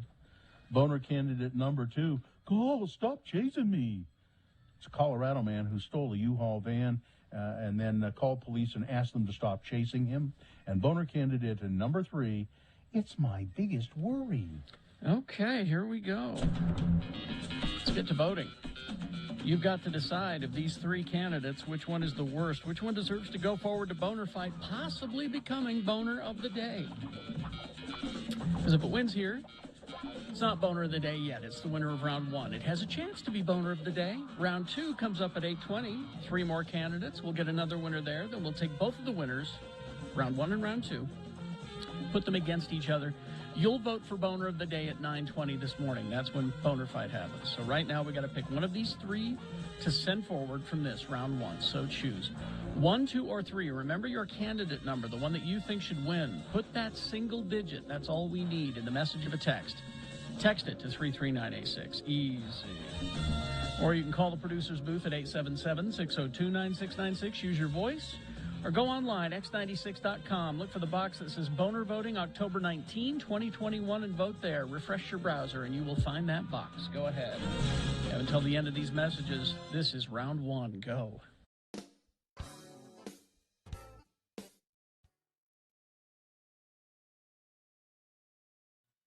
So the other day, my husband makes a pronouncement. Dr. Jones, he says, our family is going to start a new bedtime ritual, and it involves golden milk. Do you do this while you're clothed? Yes. Okay. And I said, what is golden milk? Now, I've heard of it, and then you brought it up yesterday, and so I looked it up, and I bought the ingredients for it yesterday. Because it sounds delicious, doesn't it? Golden milk is a traditional Indian drink that has its roots in Ayurveda, health practices, ancient healing, a blend of hot milk and ground turmeric. Now, this recipe that I have, shall I read it and see if it's similar to your husband's? Yeah, let's see what yours. So it goes on to talk about the benefits of golden milk. Turmeric is a known anti-inflammatory. Which is a good thing to have before bed. Yeah. So you take a cup and a half of light coconut milk. Canned is best, but carton works fine, that says. 1.5 cups of unsweetened plain almond milk. 1.5 teaspoons of ground turmeric. A 1/4 teaspoon of ground ginger, or fresh if you would care to do that. There's a way to do that.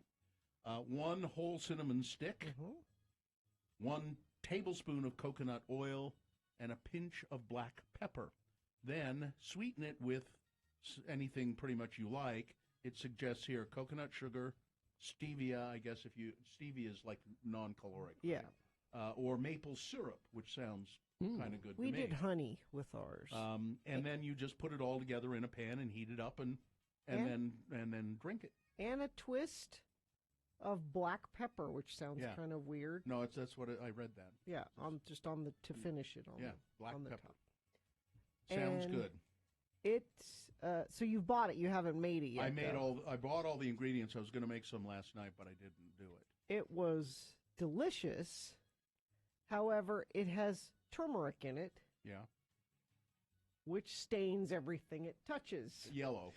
And I said to Mohammed, you have to drink this at the counter. You can't carry it into the living room. You can't take it to your room. Yeah. Your golden milk has to be. And he said, well, I want to go sit by the fire. And I can see what, because, you want to sip a little hot drink by the. No. You have to sit. And so did he? He did. Okay. And managed to stay in things anyway. And we all finished our golden milk, and we all liked it. There's something about it's the old thing of having a warm milk before bed. This It is says just here it's creamy, comforting, coconutty, and it has a ginger-infused, slightly spicy and sweet flavor. It's delicious. But I looked at all of our cups after. Yes. And they were all orange. You need to use black cups. And I said to the kids, if this becomes a nightly Jones family tradition, I'm going to have to supervise the drinking of it as well as the teeth brushing after it, because we're all going to end up with orange teeth if we're not careful. Here's what you need to do is make sure you drink it. Use the same cups every time, so it doesn't matter if they're stained. These are our turmeric golden milk. These are the golden milk cups. Yeah, golden milk cups. Yeah, I can't wait to try it. I think I'll make some Indian food tonight and then have it after dinner. I think you'll love it. And it sounds great. I actually took mine and had it in the bathtub and sipped it. I told you have to have it at the counter. You cannot take it to the bathtub, as nice as that may be. Yeah. No, it was. I don't was understand lovely. why there's a double standard for parents and children, and there just shouldn't be. That's not fair. There shouldn't be? No. I paid for all the things in the house. If I spill turmeric on them, I paid for it. If my kids spill turmeric, it's been a long-standing rule. If you spill turmeric on something, you pay for it. You turmericed it, you bought it. So that's on a day like today when it's kind of snowy and overcast, just think of ending your day with a nice cup of golden milk. Just look up golden milk. You'll find any number of recipes. I've just come to the conclusion that your husband is a hippie that showers regularly. Yes. I don't. He is. Are you sure about the showering yes. thing? He is.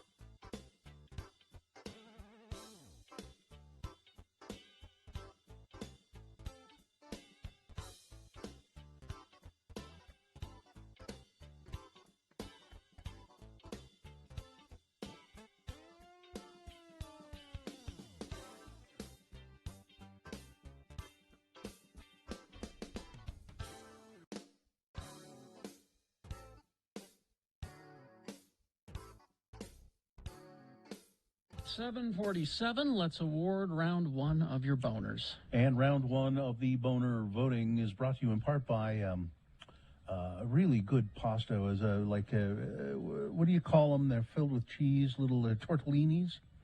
Sure. And they got cheese in them, little tortellinis, and then pesto and bacon. Oh man, it was good. And Robber's Roost Campsite Cordial Rock and Bourbon. Enjoy this rich, warming, spiced whiskey spirit straight from the bottle or poured in a tin cup and sip it by a fire on shelves. Now at select DABC stores, produced by Water Pocket Distillery. I would just say this, heat it up. If I had only had some of that after my dinner, that would have been great. Heat that stuff up. It's a nice little hot toddy. So now we had boner candidate number 1. Really quite a good candidate, I thought. We don't need your lectures, you wanker. Ted Cruz, again, demonstrating what an idiot and a pompous idiot he is. Boner candidate number 2 was, "Oh, stop teasing me."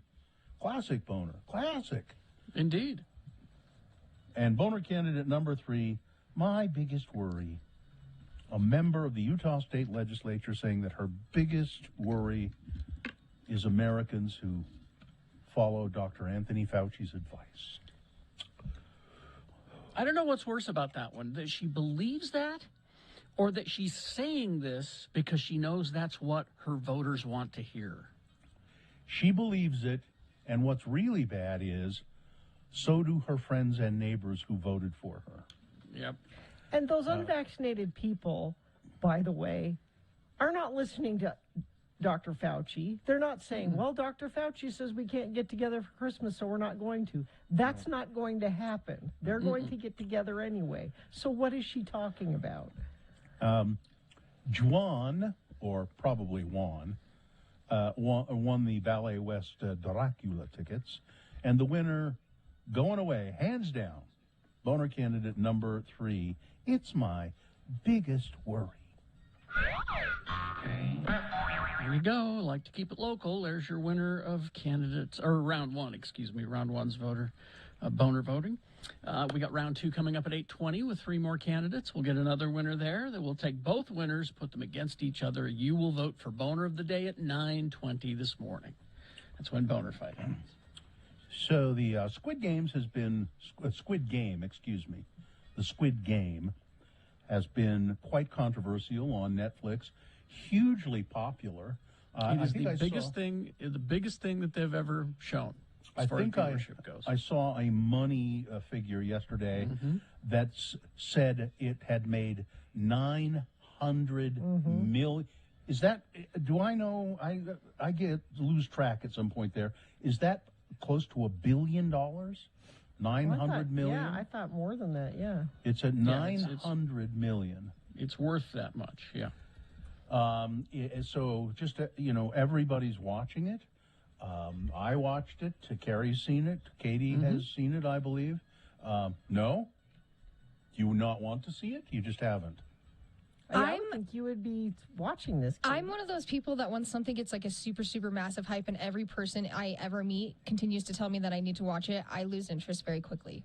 Really? Yeah. So my fiance and I both haven't seen it, and we both are like, I mean, I probably need to watch it for the sake of my career, but... that's not a really good policy. Yes, I do. But just because everybody... Really, it just gets so obnoxious at that point that I'm just overwhelmed with people telling me to watch it that I go back to watching something I know. I can understand that everybody says it's so great and so exciting, and you hear that so often that when you watch it, it's kind of a letdown. Yeah. That can happen, certainly. But I mean, yes, I'll watch it at some point because I probably need to. At any rate, Gina, without any... putting any restraints on her children, just let her 14. She's 15. She'll be 16 in 2 months. Year-old daughter watch the Squid Game without previewing it, without knowing what it was about. Nothing. Sure, honey, go ahead, watch it. And Carrie and I both thought that was not a very good idea. Now, I wouldn't let a younger child do that, but. She's very mature, and she loves The Walking Dead, and this is she different. Loves Walking Dead is Walking Dead is an entirely different game. So, I'd have to agree. Because this is I mean, Walking Dead's a little bit fanciful. I mean, you know, you have to buy the whole zombie conceit. This one is just Sure. people getting guns pointed to their heads and getting the trigger pulled. It's about nothing but human degradation. Yeah, the whole thing, not just the killing, but Yeah. yeah. But she's curious about the psychology of it, about the people that are running the game and the people that are, the rich people she's interested in that part of it. There's a story today that says this, Gina. Parents who allow their children to watch Squid Game may be fostering bullies as they get older. Social psychologist Dr. Sandra Wheatley, based in London, said that the violent series could very well impede young kids' social and emotional development, encouraging them to turn a blind eye or even join in when there are others under attack. Squid Game. Yeah, see, she's the opposite. She's the other side of that. Like I was saying, she's curious about the motivation of why people would think that's entertainment. And I am not in any way at all worried about my daughter turning into a bully. Keep an eye on her. Just keep an eye on her. You don't know what's going to happen in a year or two because you've allowed her to watch this. You know what our dinner conversation last night was? No, so I don't. They're studying Hiroshima and the atomic bomb, and they did a whole class about Godzilla and how he came to prominence as a reaction to that, and how American superheroes, if they are radioactive, there's some radioactive origin story that they're good guys, but in Japan, if there's a radioactive origin story, they're bad guys. And Godzilla was a good guy. Well, not the first one. No. But he became a good guy. He became a national hero because he revitalized Japan's economy single-handedly. Eventually, yes.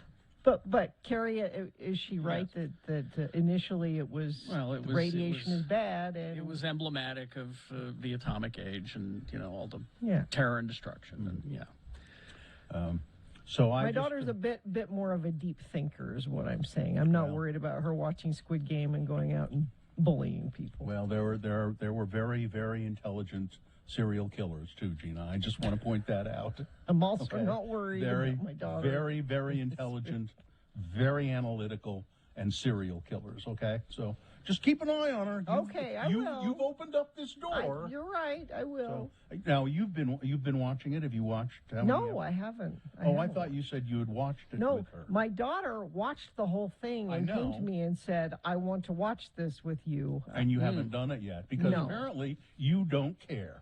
You're just neglecting this. If my daughter were ever home, we would watch it. She wants you to watch. She wants you to watch it with her so that you can help quell some of those bullying urges. Or I could become a bully with her. That would be. Let's go bully people. I think it's too late for you. Shannon, a grade school teacher, is shocked at how many of his 9-year-olds are coming up to him saying, "Mr. B, have you watched the Squid Game?" Yeah, I wouldn't let a 9-year-old watch it. No way. Man. That's the thing about the Netflix, is that a lot of parents don't bother to learn that there are parental controls on that. Netflix it's the Wild West as far as content goes. You never know what you're going to get there, but yet kids just because the folks don't do anything about it. It's an electronic babysitter. Yeah. Yeah, I also would check with your youngest, Muhammad, just to make sure, because he may be sneaking Squid Game. Yeah, that's what I'm afraid of. He may be, and he's the kind of activist who will think, "This is cool. Maybe I could do this and win all that money." Win all the money. He would like to win money. That is the one part. So, traffic, please, Gina. Yeah, there's too many incidents to name them all, but I'm guessing they're all weather related. So, reminder that you need to slow down, turn the lights on, leave space between you and the car in front of you, And if there's snow on your car, please brush it off, because when you don't, that just flies on somebody else's windshield. And you don't like it when it happens to you. Why do you think they would like it when you do it to them? So don't do that. If you do see anything specific you think friends of the program need to be aware of, please text it to us, 33986. Flying Vampires, yes, Dracula the Ballet arrives October 22nd. Tickets at balletwest.org. Here's a first grade teacher who says all of her students are watching Squid Games and talking about it. That's, again, parents. First grade? You've got to set those kid controls on all of your streaming services, for God's sake. All right. Well, coming up after these, our son Kyle will be here. Round 2 of your boners, big boy news, all of that and more on the way. KXRK Provo. It's been another tough.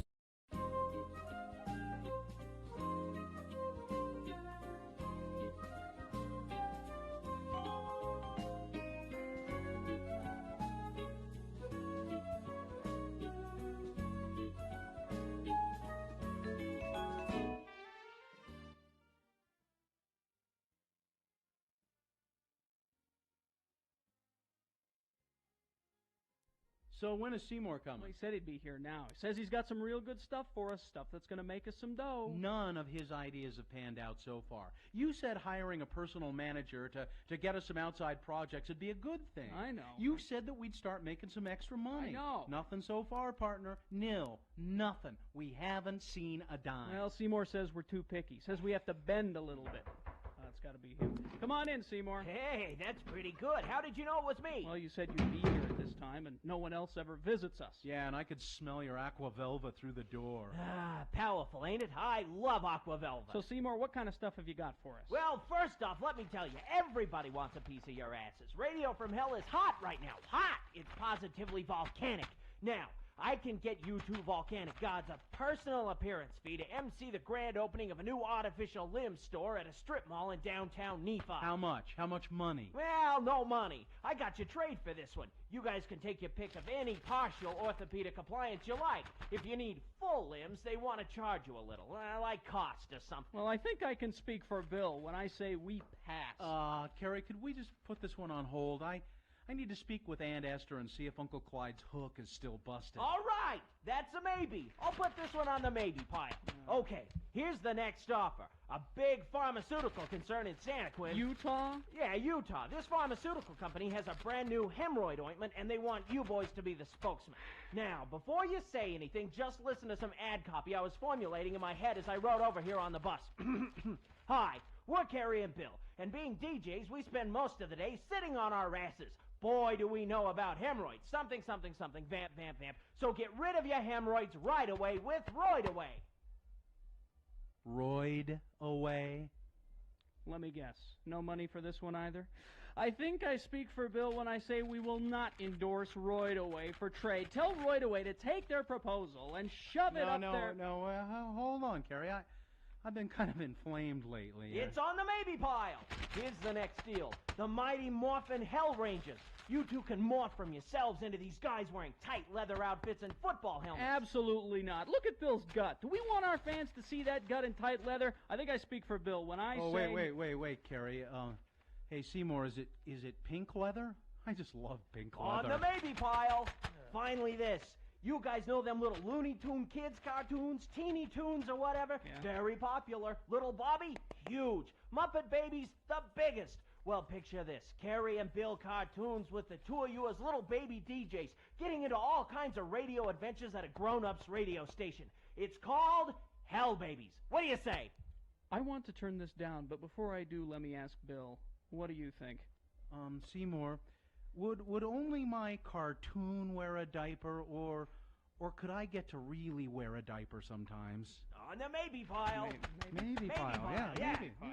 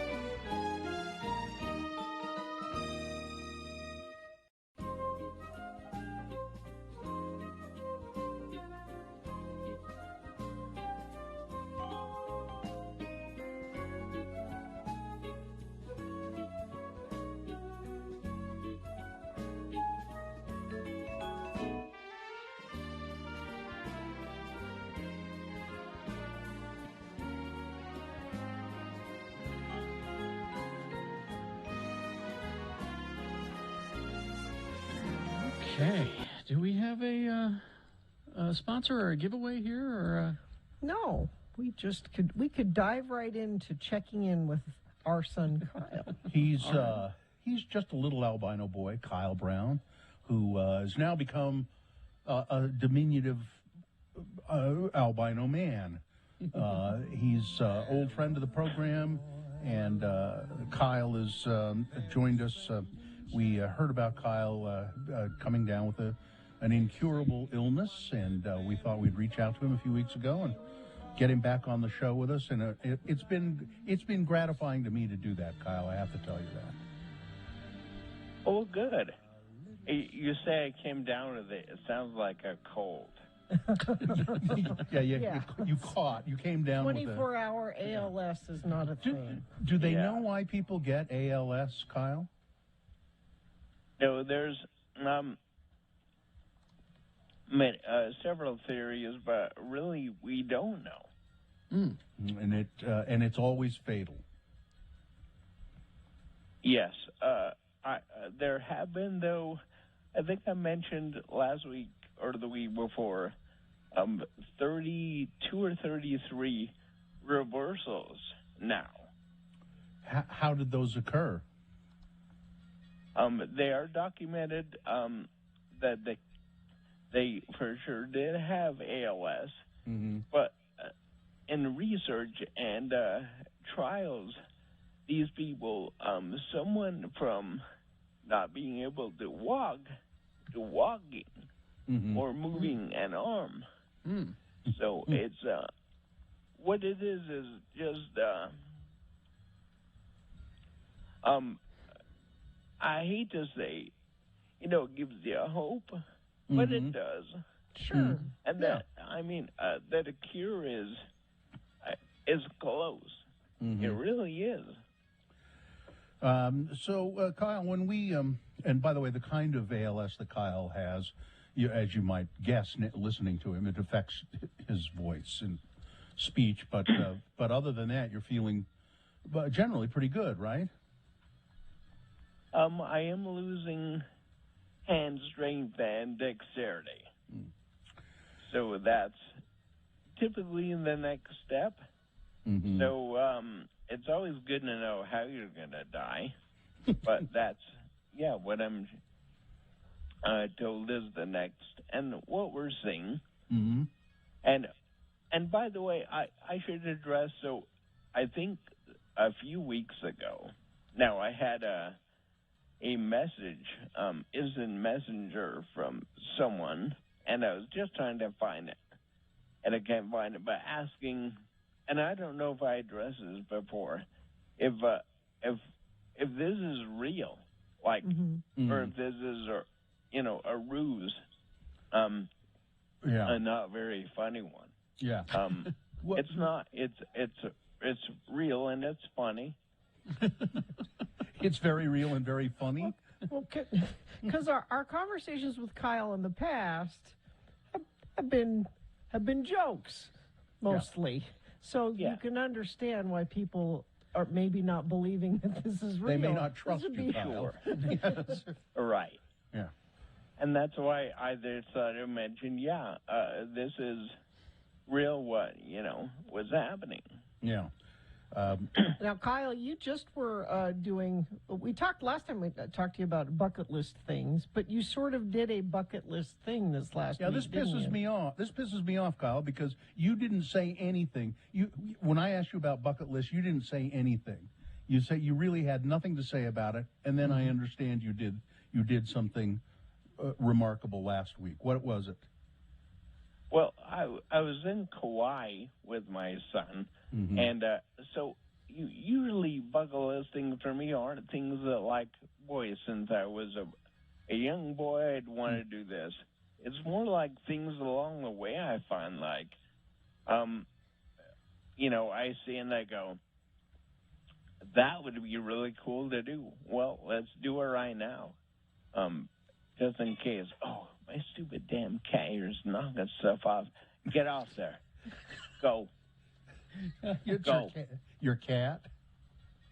stupid thing. Yeah, well, it's my wife's cat, but I got it. So, Oh, I see. anyway. Yeah. So not a bucket list thing having a cat. No. But no. Perfectly nice. But yeah, so my son said, wouldn't it be cool? We were headed to Kauai, Mm. and he said, I always thought it would be cool if we skydived in Hawaii or Kauai. And I said, yeah, that would be cool. So suddenly that became a thing to do. So since we were there, we thought you might as well do it. And you jumped out of a plane? Yeah.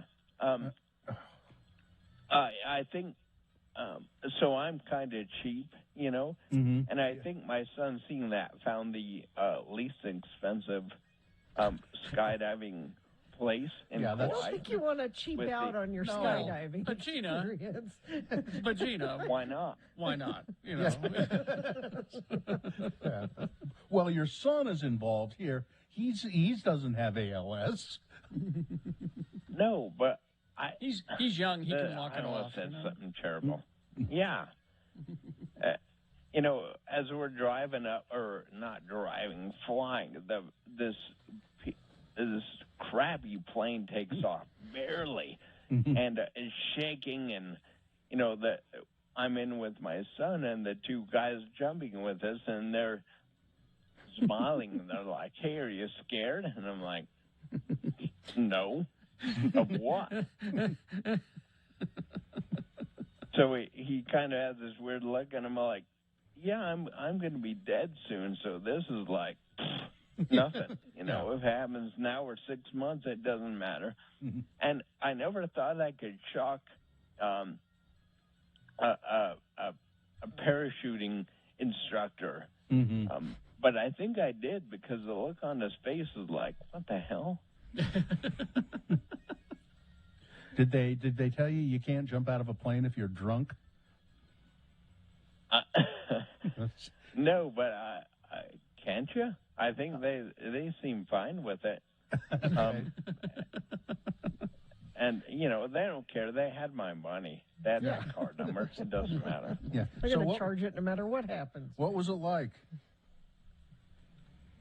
It was actually really cool. It's too short, and it's so cliche. Like, I am going parachuting, going to jump out of a plane when I turn, 50, or like a bucket list thing. And it is so cliche that in a way, it almost didn't interest me in the past. Until my son wanted to, and then I thought, we're in this tropical island, and it was beautiful. Let's go risk our life. Yeah. So it was actually really cool and a lot of fun. Again, because I have no fear of death anymore. And I mean literally. Yeah. I've flown in the past in planes, not a ton, but, once or twice a year. And, I always have a little bit. Yeah. And it's tempered by reality, but I always have this fear of the plane crashing, where when you hit turbulence a bunch, you're like, ugh. And now it's like, meh. Yeah, I really had no fear. Yeah. Bring it on. I don't know if that's good or bad, but that's my mindset has changed. Now, when we were parachuting, when he said, I'm going to open the door to the plane now, I will admit I had this suck moment when he opened that thing. And I'm like, yeah, we're like 150 miles an hour and the wind's blowing, and, here we go. And out you went. Now, if you want to see, there's pictures, and I think there's video too, Kyle, on your Facebook page. Can people go look at that if they want? Oh, here's the thing, no, because my Facebook page is private.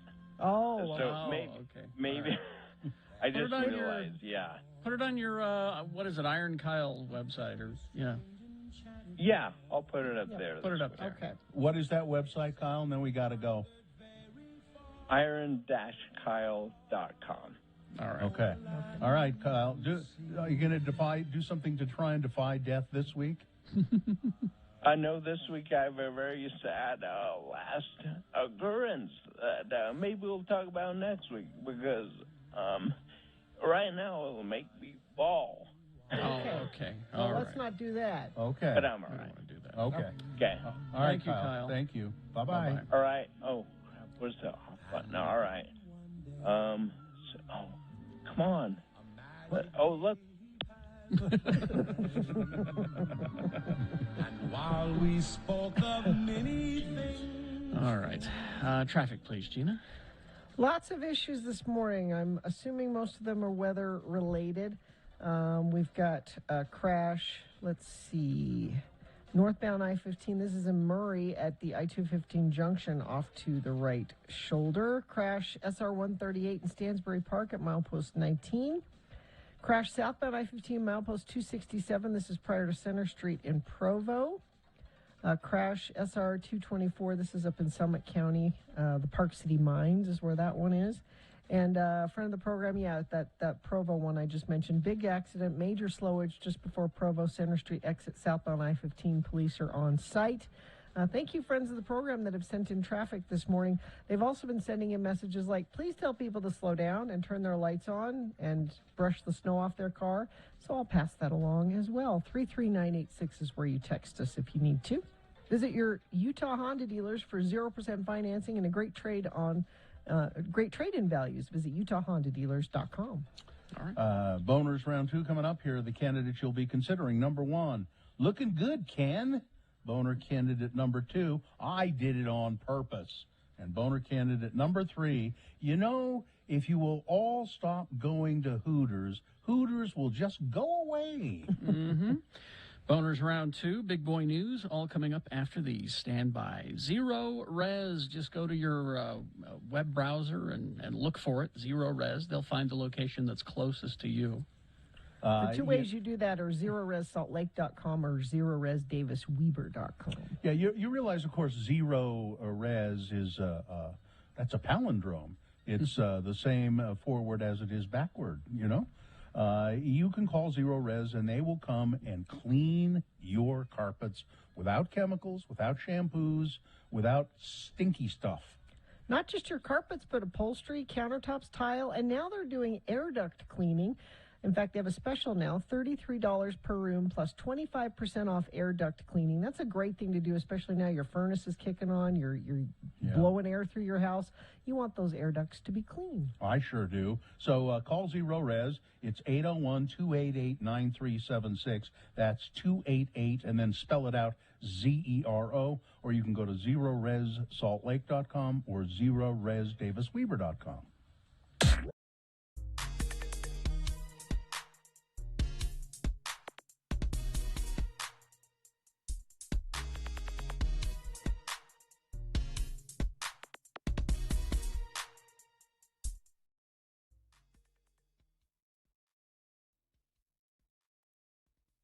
I will read it to you. It looks to be typewritten. Yes. Wow. Typewritten, actual letter dated the 9th of October. Nice. Mm-hmm. You're a lucky girl. Don't you wish you got more letters? Oh, you bet. Actual letters? I sure do. The only thing that could make that Email better. doesn't sound like this. The only thing that could make that better is if that had been handwritten. That's true. Oh, that would have been really special. Gina, I would ask you to think about a time before cell phones, blogs, Facebooks, and Twittering. Back a time when people actually wrote letters. A simpler time. Yeah. We raised our kids in the physical world. Yeah. We threw our money away on frivolously silly things. We pursued tangible hobbies, or at least had fun playing. We traveled where we wanted to, when we wanted to. The world was ours for the taking. We had meaningful conversations with people who were important to us, either face-to-face or on the telephone. Is this from your first boyfriend? No. Those people, if they judged us at all, were polite enough to do so in a way that led to improvement. Okay. What has changed? Nothing, of course, but the perception is now that we have to record or display every aspect of our lives and activities and do it as quickly as possible. Twitter. Does it really matter if you learn that someone took her kids to the park last Tuesday? No. Are a million meaningless opinions any better than a few well-considered ones? No. Must you change your life to fit into the false standard propagated by people you don't even know? No. Of course not. The most dangerous trap to fall into is trying to be someone you're not, for whatever reason. For the love of all things irrational, Gina, just be yourself. It's what makes life worth living. Stop twittering. Sincerely, Martin Noonzert. P.S. Your bio on the X96 website is not up to date. As I like to say, any clod can have the facts, but having an opinion is an art. I guess I need to update my bio. You know, you should scan that letter and put it on our website. Yeah. I should blog and Twitter about this letter. Tweet. A blog and Twitter. Tweet. I'm sorry. Mm-hmm. If you use Twitter, you tweet. You tweet. Why can't I Twitter it? That's something that you should do in the privacy of your own bedroom. Okay. It's true. When your husband's out of town. Some more letters. I want more actual letters sent through the mail. Well, give your address. 515 South 7th East, Suite 1C, Salt Lake City, Utah, 84102. If they're handwritten, it's even better. Or even better, if they're words cut out of magazines and pasted onto it. That's great. Let me just say this to people writing letters to Gina. You may write them. You won't get them. She will. No. You're not going to take the time to return them. No. Yeah, email's a lot easier to answer. And Yeah. But go ahead, send her letters. Try not to use words like nonplussed. Okay. I know nonplussed. Now you.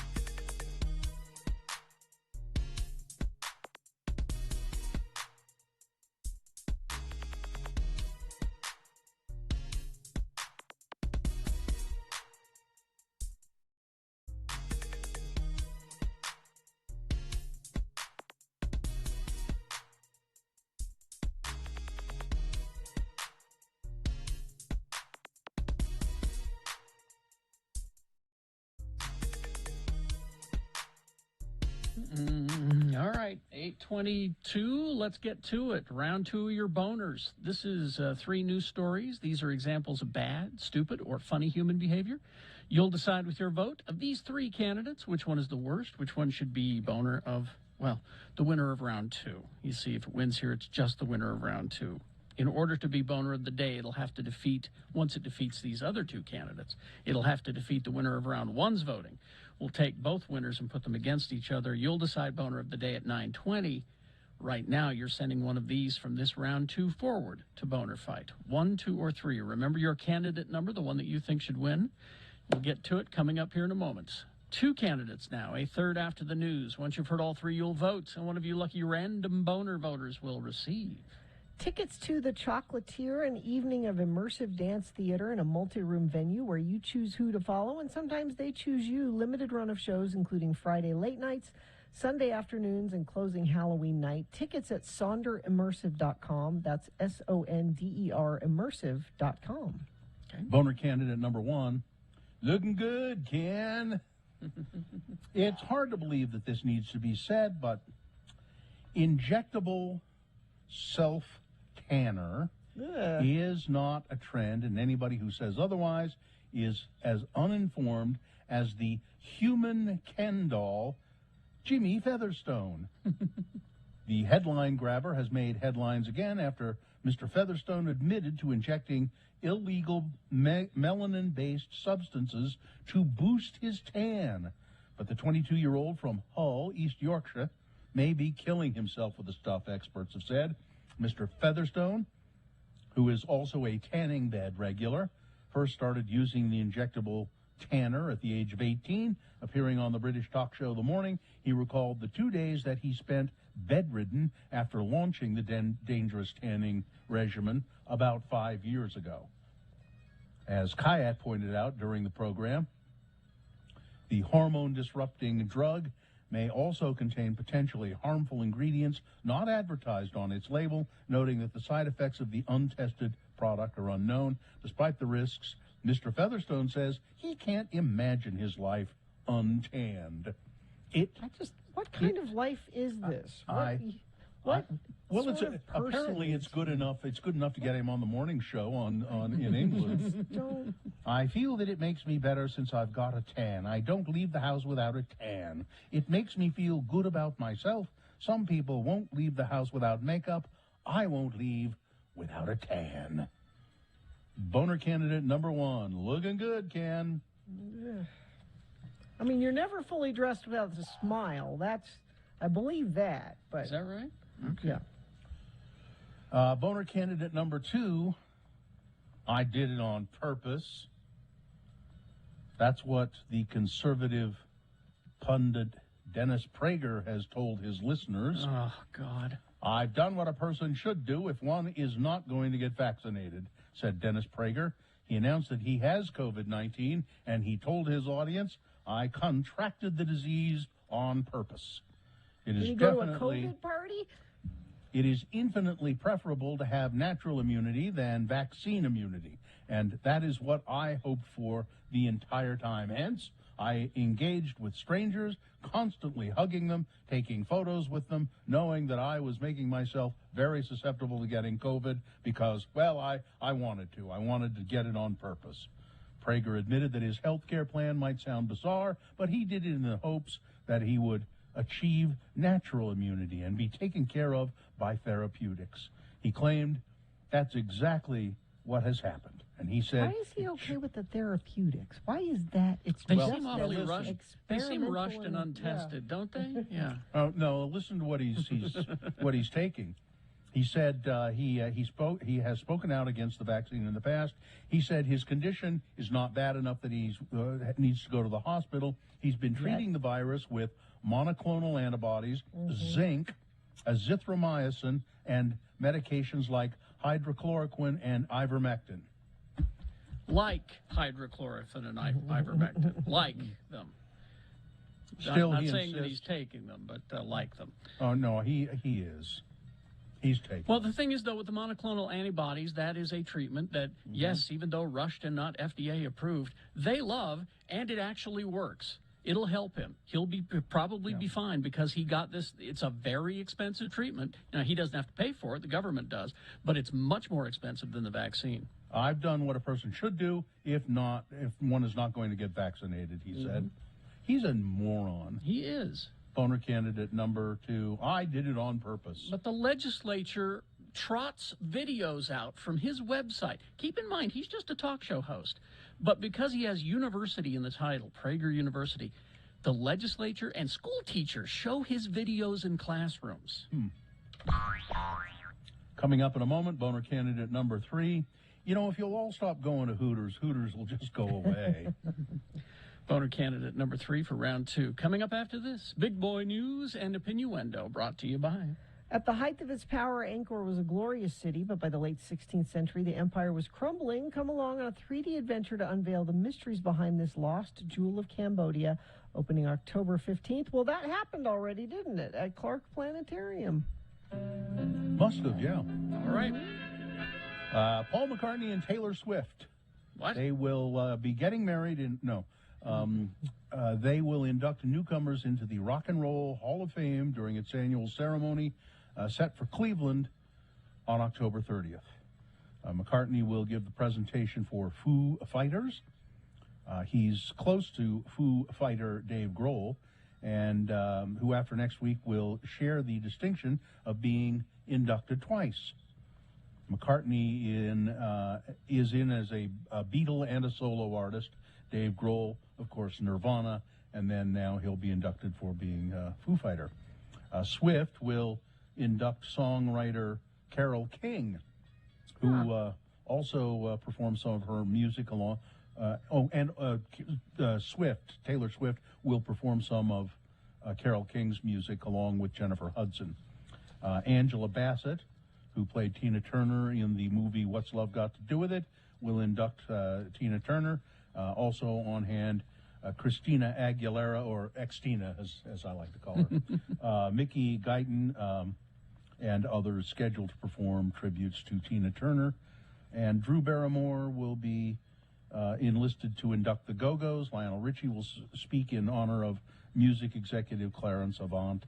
And other inductees this year are Jay-Z, Todd Rundgren, Kraftwerk, Charlie Patton, Gil Scott-Heron, LL Cool J, Billy Preston, and Randy Rhoads. I like this story. This is, so Cincinnati Bengals offensive lineman Jackson Carman, was activated from the COVID-19 reserve list last week in time to play in Sunday's game against the Detroit Lions. He did not start. He only played a few plays, a limited role, because he was not feeling well. And people said, well, he must have gotten coronavirus. He's still feeling the effects of coronavirus. He'd had a case of it. And he says, no, that's not why I was not feeling well. He said, I went to M&M's restaurant and had mom's spaghetti before the game. Again, why you would have a restaurant based on a line in a song talking about throwing up said spaghetti, why anyone would go there, I don't know. I have no idea. You know, if you just stop going to M&M's restaurant will go away. Let's see. A COVID resurgence has left ICU doctors here in Utah feeling just very heavy-hearted and very tired. They have they have patients in the IV or in the ICU, and they have these large catheters on their necks. Their bodies are all swollen up because of COVID. It's just horrible, and it's preventable. Yeah, and families don't get to go visit them, and they die. And a lot of doctors are just saying, I don't know if I can continue doing this because it's senseless. It's just senseless. But in interesting news, you remember the Navajo Nation down in the Four Corners area was ravaged by COVID for a while. It was really bad. Well, they've reported 58 COVID-19 cases, but no additional deaths for the 12th time in the past 17 days. So 12 times in the past 17 days, no one has died from COVID on the reservation. That's great. Yeah, they have really cracked down on getting people vaccinated and wearing masks and convincing them of all the other protocols, the hand washing and all of that. In Houston, police are looking for a teenager who's accused of throwing gasoline on a couple and setting them on fire. Ooh. Emma Pressler, 19 years old, charged with murder. The incident happened August 6th. I don't know why. This is a current story too. I don't know. I beg your pardon. This story is from August, but I don't know why it popped up in the news feed. I hadn't seen it before. Pressler, and I don't know if they found this person. I'll have to look it up. But Pressler charged with the murder of Devin Graham, who died from the injuries of the fire, and it critically injured him and his girlfriend. It was a crime of passion, apparently. Sports, weather, traffic. Well, 2 losses aside on Monday, BYU started to prep for Washington State in hopes of being able to get out of their current rut, but that prep may change considering what's going on at Washington State. The Cougars have fired their head coach, Nick Rolovich, due to COVID-19 vaccine mandate. So it's a state school, he's a state employee, and Washington has a vaccine mandate for state employees, like they should. And he tried to get a religious exemption waiver. Now, he's Catholic. Nope. And the Pope has said the Catholic Church is not going to be writing waivers because I think that the vaccine is a good idea and all good Catholics should get it. But Nick was willing to give up more than $3 million a year contract. Not just him, there are a couple of other coaches on that team that are also not getting the vaccine. Yep. And so there was question whether the game would go on. Apparently it's going on Saturday, and So you're willing to risk your $3 million job on a Facebook meme? Well, there you go. Well, you're willing to risk your life and the lives of other people, Carrie, more importantly than the I'm just $3 million. addressing him because he's clearly selfish. So that's why I'm just addressing the money issue. He won't listen to the rest of it. You know. Yeah. So there's that. Weather. Hey, water. We've been needing it. Look, we're getting it all day long. Rain and snow mix happening most of the day today. High of 50. Now, after today, things gradually start to warm up again for the weekend. We'll be in the mid to upper 60s by the weekend. Then another round of showers coming in. Looks like Saturday into Sunday, maybe Monday. We'll enjoy a few sunny days after this. But that weather is affecting your commute this morning. We've heard from lots of friends of the program that are saying, please slow down. The speed limit, that's for when things are perfect conditions, not for standing water and rain and snow. So please slow down, turn your lights on, give some space between you and the car in front of you, and that could help you stay out of an accident, because there's too many of them to mention this morning. Just know that weather is going to be a factor for your commute this morning. If you see something you think friends of the program need to be aware of, you can text us. Just make sure it's safe for you to text at 33986. Are you searching for Pokemon? Locally owned Haster Games has the best selection of Pokemon, Dungeons & Dragons, Magic, and more. Shop online at HasterGames.com or visit the store, 6831 South State. Curbside service is available. Here's Boner candidate number 3. You know, if you all just stop going to Hooters, Hooters will just go away. Hooters has revised its new uniform policy after employees in Texas took to TikTok to complain about their new very short shorts. Staffers felt the already notoriously skimpy outfits went a step too far, crossing into the undergarment territory. So Hooters got new panties. Oh, I mean shorts, said one Hooters employee. I love my job, but don't love wearing undies to work, shared another. In response, Hooters has said they will make the new short shorts optional. The restaurant chain is known for its beer, booze, and babes, and has faced scrutiny in the past for sexualizing and objectifying women. Quote, it's an entire job based on sexual harassment, said Yes. Brittany Anderson, a former Hooters girl. Well, You're paid to be sexually harassed and objectified. Everyone at Hooters is aware. Well, that's what if you're applying for a job at Hooters, you know what you're applying for. If you don't want to be objectifified, you probably shouldn't apply for a job at Hooters. That's Or the if whole people point stop of going, Hooters. if people stop going to Hooters, there won't be a problem. Hooters will just go away, which it should. All right, let's review the first two and vote. Boner candidate number 1, looking good, Ken. The human Ken doll warned that he's killing himself with illegal tanning injections. Boner candidate number 2, I did it on purpose. Conservative pundit Dennis Prager catching COVID, and he claims he did it on purpose. And boner candidate number 3, if you all stop going to Hooters, Hooters will just go away. Okay. You've got to decide of these three candidates which one is the worst. Which one deserves to go forward to Boner Fight, possibly becoming Boner of the Day? If it wins here, it secures a spot in Boner Dome and makes sure that it goes up against the winner of round 1's voting. Good candidate, by the way. So choose this round 2 candidate strategically. 1, 2, or 3. Remember your candidate number, the one that you think should win. Put that single digit in the message of a text. Text it to 33986. Or you can call the producer's booth in Salt Lake, 877-602-9696. Take your voice vote there.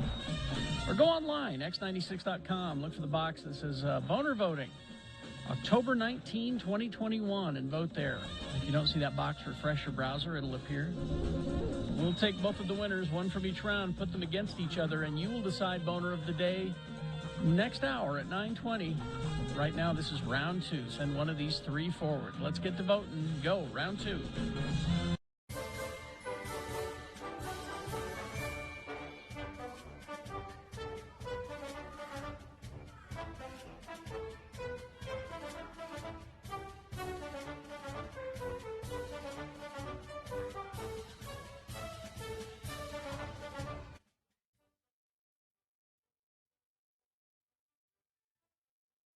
It is the 23rd century. Humans have left the lowly confines of planet Earth and have sought their destiny among the stars. While many things have changed, one constant remains: the need for young men to venture forth and do the work of the Lord. This is the tale of 2 such men who at the age of 19 have answered the call of their general authorities and are embarking on a 2-year mission to spread the gospel throughout the galaxy. This is the story of Space Elders! Today, we join our elders as they are about to encounter the Borg for the 2nd time. Man, these Borg ships sure are sparsely decorated and poorly lit. Well, I sure hope we get to spend more time with the Borg this time. I mean, last time we didn't even get to the first discussion. I am 5 of 7. I am here to show you the way. Hey, that's why we're here too. Hello, Mr. 5 of 7. We met your cousin 3 of 7 last time. I'm Elder Christiansen, and this is Elder Jensen. Hi. We represent the Church of Jesus Christ of Latter-day Saints. You know. The Mormons. Yes, your exploits are known throughout the collective. Hey, Lehigh, we're famous, huh? All Borg are one. Whatever one experiences becomes available to all. Well, that would speed up fast and testimony meetings. Say, where are you taking us? To her chambers. She is expecting you. I don't like the sound of that. Welcome, elders. I have been anticipating your arrival. Hi, ma'am. I'm Lehigh, and he's Butch. Hi. I have wonderful plans for you boys. Together we will rule over the perfect Borg galaxy. Well, I hope this can wait until after our mission is over. Ma'am, who exactly are you, and why do you have plans for us? I am the Borg. Well, I thought they were the Borg. They are, and I am. And once we assimilate you two, you will be Borg as well. Oh, I get it. He's a Borg, she's a Borg. Everywhere a Borg. Old MacDonald had a Borg. Knock it off, Butch. We better come up with a plan quick or we're going to be assimilated. Okay, Ms. Borg, tell you what. I'll give you my new fender flares and the luggage rack off of Lehigh's bike, and we'll just be on our way. You will look cute in black rubber suits, and I have picked out some special prosthetic parts for each of you. Soon you will be my lieutenants, my consorts, my special friends. Together we will assimilate the Federation, then the Romulans, then the Cardassians, and then whoever else we can find. And we will have fun doing it. Hook them to the assimilator. Hey, come on, let us go! Nothing like the assimilation of new young men to make one forget about how Locutus left me without saying goodbye. Something is wrong. The assimilation process has failed. They have already been assimilated by a stronger force than the Borg. Quick, shut down the machinery. The feedback could contaminate the collective. What have you done to my beloved collective? Well, once you hooked us up to that gizmo over there, all of our experiences were spread throughout the entire Borg race. Lehigh and I were able to bear our testimonies to more than 7 billion beings at one time. It was kind of like General Conference, except without the crying babies and the old people going to sleep. Yeah. We not only got to give the first discussion to the Borg, but to pretty much teach the whole gospel to all of them at once. Could it be? Have the Borg finally met their match? Could Butch and Lehigh be immune to the assimilation process?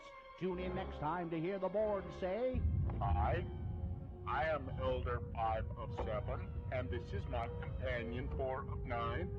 We represent the Church of Jesus Christ of Latter-day Saints. You know, the Mormons. No, you've turned the most feared race in the galaxy into a bunch of jello-loving, suburban-driving moral goody-goodies. Well, you think that people were afraid of you before. Wait until you start approaching planets now. Man, I'd hate to play word ball against these guys. I think our work here is done. Hey, can we count all 7 billion as converts? Well, technically, we didn't baptize them. We'll have to check with Zone Leader Hansen just to be sure.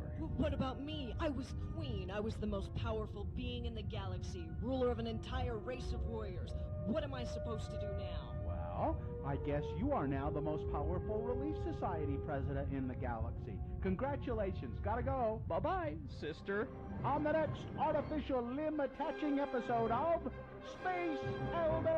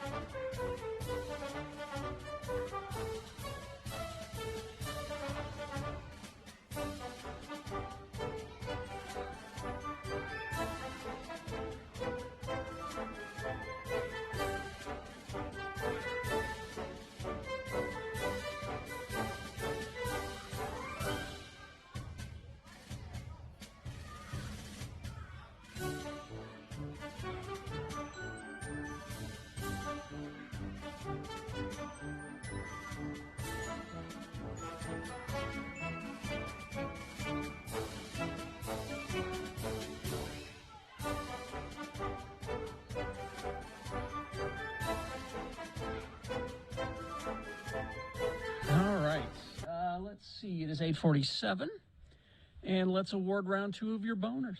And that would be brought to you by, I'd like another helping of that tortellini. It had bacon and pesto, and oh, God, I was... You really love that tortellini. You won't shut up about this tortellini. Listen, I could have gone to bed with a bowl of tortellini last night. And Botanical at Red Butte Garden, this going on through October 31st. An outdoor family-friendly experience to celebrate Halloween. Enjoy safe activities, live music, storytellers, puppeteers, and more. Online pre-registration is required at redbuttegarden.org. I just wanted to look here and make sure. Yeah. Now, Richard won some tickets to the Chocolatier by being a random boner voter. Boner candidate number 1, the Ken doll guy, the Tanner, and boner candidate number 3, Hooter. Not many people cared about that because Dennis Prager, number 2, got 135 votes and wins round 2. All right, there you go. I'm supportive of this. Well deserved, because too many people go around quoting Dennis Prager as some kind of expert, and I have to remind them he's a talk show host. All right, so there you go. That's your winner of round 2. Now goes forward to Boner Fight might be Boner of the Day. We'll see how it does going up against the winner of round 1. You'll decide Boner of the Day at 9:20. That's when Boner Fight happens. So, Utah Word of the Day and Mona Utah Community Notes coming up here. And I don't know what to make of it. What, you made it? What do you mean you don't know what to make of it? Well, you made it. Yeah, but it's almost like automatic writing. You know, it's like I just kind of close my eyes and then a spirit takes over and writes it all down. And It's then true. I come Gina, to and I don't know what it is. Gina, it's true. Actually, the truth is that the mayor of Mona, Don Criddle, has been dead for many, many years. And what happens is that the spirit of Don Criddle gets inside of Bill, and he takes over. And that's why Bill kind of blacks out and just kind of wakes up and looks down and goes, oh, there's the script. I guess that's what it is. I don't know. It's kind of, you're brave to take this off, all for the sake of entertainment. That's putting For the yourself sake out of what, there. again? Entertainment. No, I hadn't thought of that word in connection with this feature. He was going for educational. Oh, public service. That's what it is. Because we can write that off. That's right. We can write that off. I think this is a public service announcement is what this is. All right. Well, let's get to this. Is this public service announcement sponsored? No, it's nobody's paying for this. Go ahead then.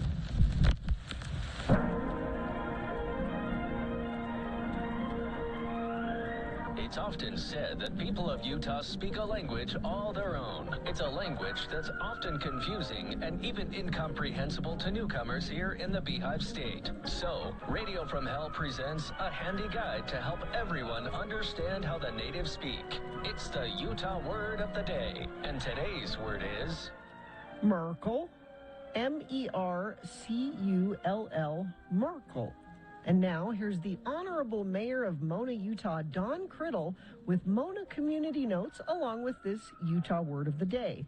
Mr. Mayor, the floor is yours. Much thanks, ma'am.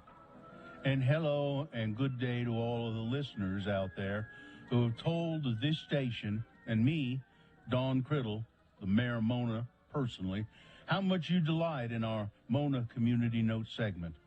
Some of you have even said to me, Don, you have been Mayor of Mona for a long time.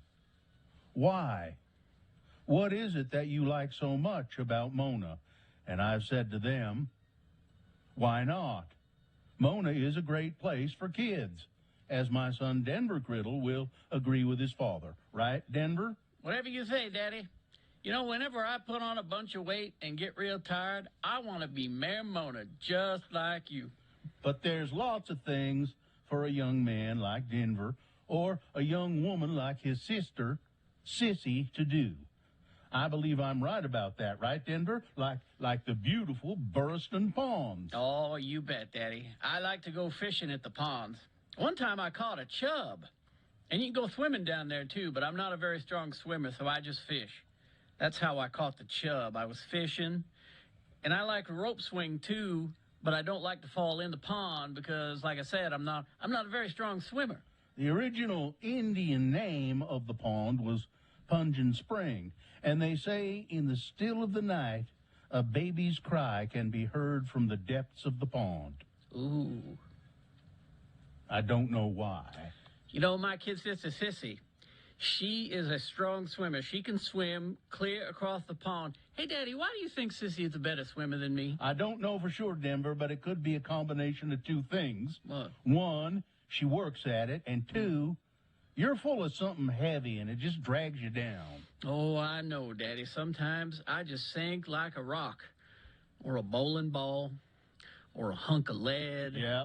Or you know, Denver, for as much as you go to the pond, it's a miracle you ain't drowned it yet. A plain old God's miracle. Oh, that's right, Daddy. That's what it is. It is a miracle. And there's an opportunity to go boating on the Mona Reservoir, which is also located in Mona, if there's enough water in it.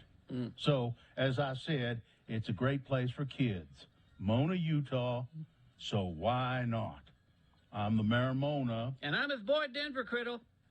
Don Criddle, saving and saying, thanks for your time this time until next time, so long.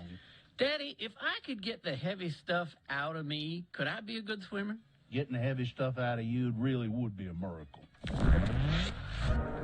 Join us again some other time as we examine how the Utah natives speak with the Utah Word of the Day. Full of something heavy. Yeah. See what I mean? What? I have no idea what I have. See, I don't know. It just came. My name is Denver Criddle, and I am cursed with glorious purpose. I just don't. Denver, I don't know what's in you, but it's heavy. I am burdened with glorious purpose. Full of. If you want to call that heavy stuff glorious purpose, you go right ahead, son. I'm just trying to remain positive, Daddy. I know you do. That's my boy, Denver Criddle. Mona, Utah. So why not? So why not? That's our Should slogan. be on a billboard. We need it. And as you're entering Mona. Welcome to Mona, Utah. So why not? So the lovely Mona Reservoir here in Mona. You can go boating on it if there's enough water. I know we have limited Radio from Hell coffee mugs, and I'm just thinking the next go round of mugs, they should be Mona, Utah. So why not?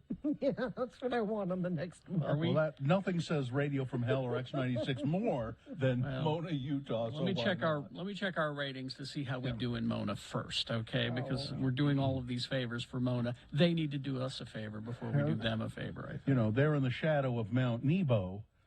I don't know. Is that? Huh? Yeah, Mona's a lot further south than Mount No, Nebo. No, it's not. It's west of Nephi. It's a little south and a little west. Listen, I've been. I know you. I've been just looking at pictures of Mona yesterday. I just go by how I drive, and I know that if you're standing at the edge of the Mona Reservoir, and then you turn and look the other way, you see the majestic Mount Nebo off in the distance. Now it's farther away from Mona than it is from Nephi, but still. All right.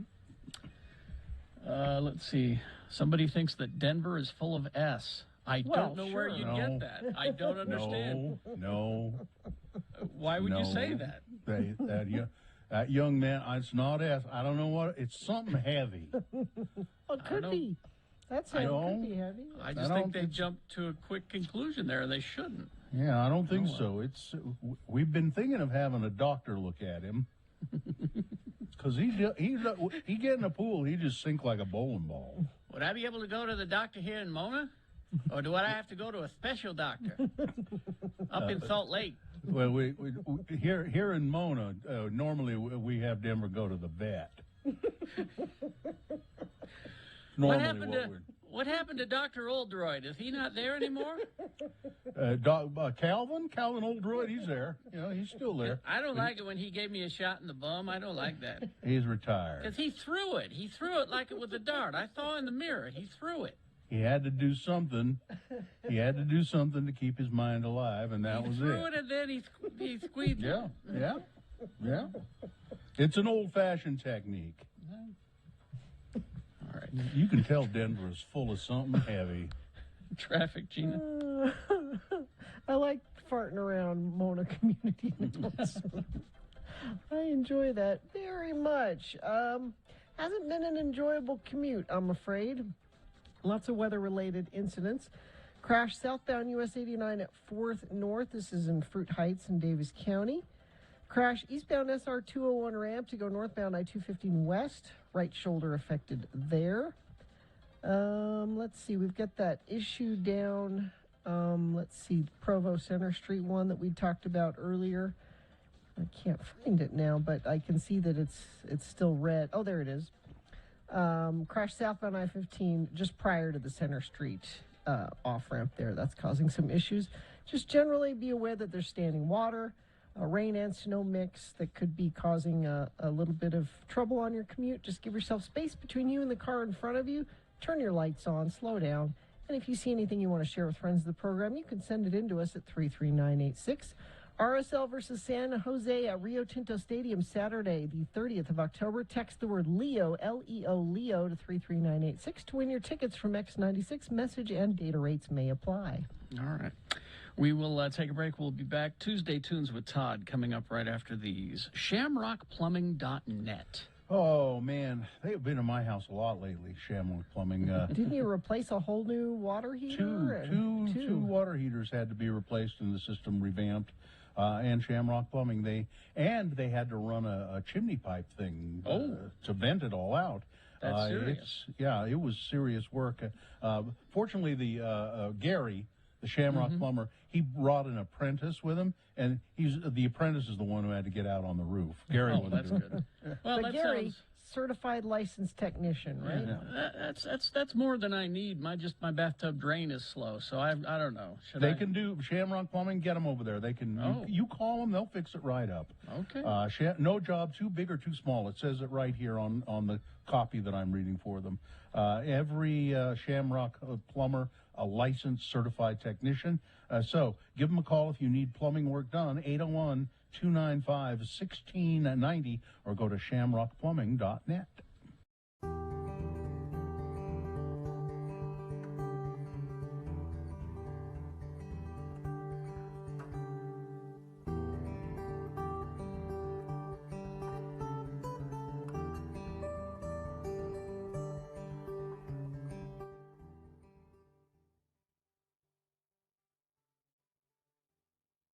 So we're in the back porch and look over, and Bri says, I just saw a critter.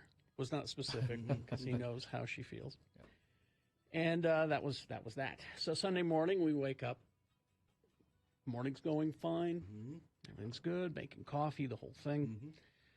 And then I hear Sue screaming. Oh, jeez. Uh-oh. And I come into the kitchen and she's looking out the back window. And I run to the window to see my two dogs in a tug-of-war. Really? With a rat. Is it still alive? The rat was wounded. Oh. So I go running out there, and it's like, get inside, get inside, get inside. And so we got a couple of little ratters. So we close the doggy door. Sue immediately brushes their teeth and cleans their faces. Yeah. Mm-hmm.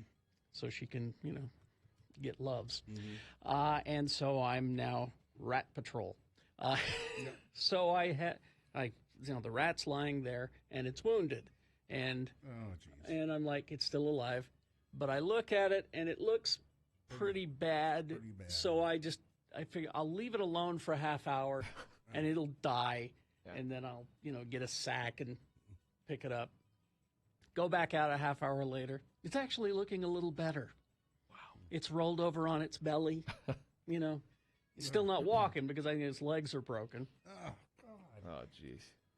And I feel bad for the poor rat. I do too, and then I'm like, I'm going to have to dispatch the rat, aren't I? Mm-hmm. I'm going to have to, because it's in pain, it's suffering. Go get your gun. So or just wait for 4 turtles to show up. Yeah. So I went and I got my Daisy Red Ryder BB gun. Oh, shoot your eye out. Well, I cocked it and put it right to its head. I had to dispatch the rat. And even then, I couldn't pick it up right away. I'm going to let it. I'll be back in a bit. And so I come back like 20 minutes later, and it was starting to stiffen up already. That was pretty fast. Oh, yeah. But end of the story is Sue is putting our house up for sale. And Truly? Some people would. What she doesn't know is that I've been keeping this secret from her ever since we moved there. I mean, it is the mountain. Yeah. It's happening. Now, our Artie, our original dog, was never curious about exploring the backyard. Mm-hmm. He wasn't interested in getting into the shrubs or the trees or anything, so I was able to put, traps out there and I took care of the rat problem for quite a while. But now I have curious dogs, and I can't do that because Ripley will. They'll get in the trap. Ripley will find the trap, and so I don't need that. Mm-hmm. But yeah, Hudson was high on adrenaline for the rest of the day. Killer. Oh, he just did that stirred something in him. You should have seen my cat with a beetle yesterday. Man, did that cat go to town? A killer. Little beetle.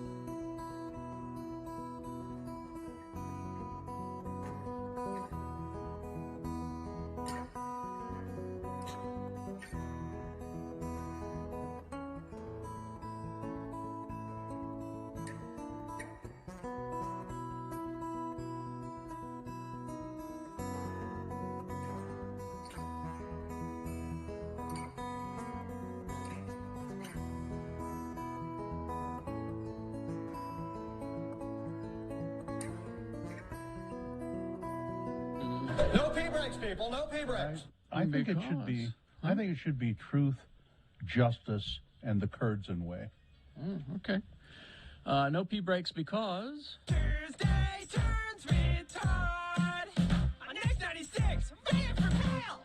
And it's brought to you by the Stateroom Presents, bringing you the concert experiences at the Stateroom, Commonwealth Room, Eccles Theater, and more. Check them out at thestatepresents.com. All right. Hi, oh, well, here he is, Todd Newcomb. Hi, Todd. How are you? I'm good. Good morning. How you guys doing? All right. Yeah. Todd Newcomb is the program director for X96.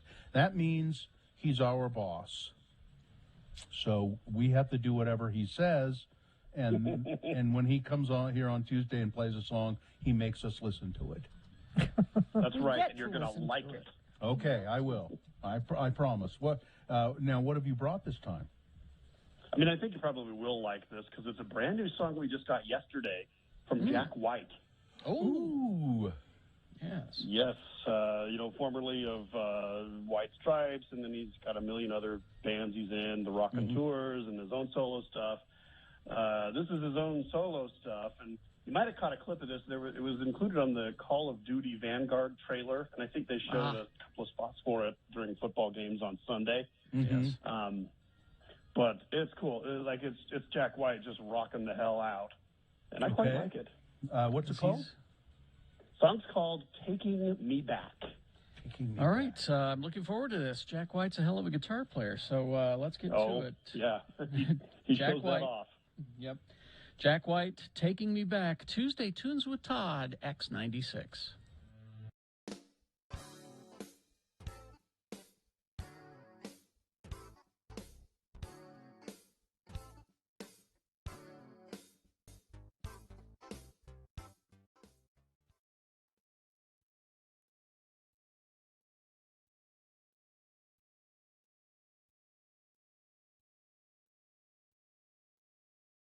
Radio from Hell with Carrie, Bill, and Gina.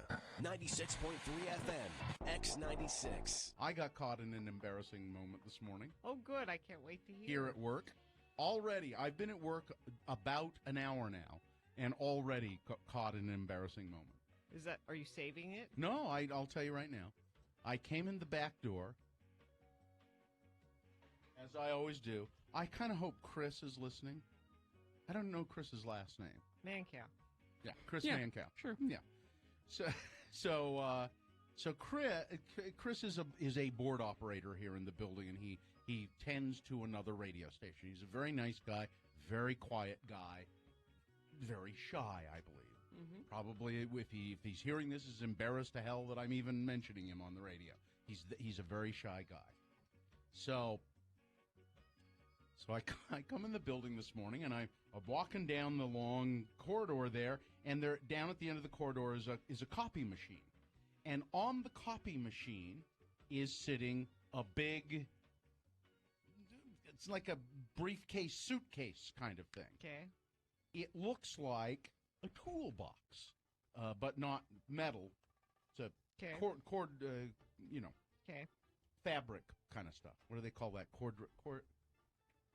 Cordova. No. Anyway. So it's a big case with buckles on it and everything. And it's sitting there and it's just out of place. It's odd. I've never seen it sitting there before. It's sitting, what is that? I think to myself.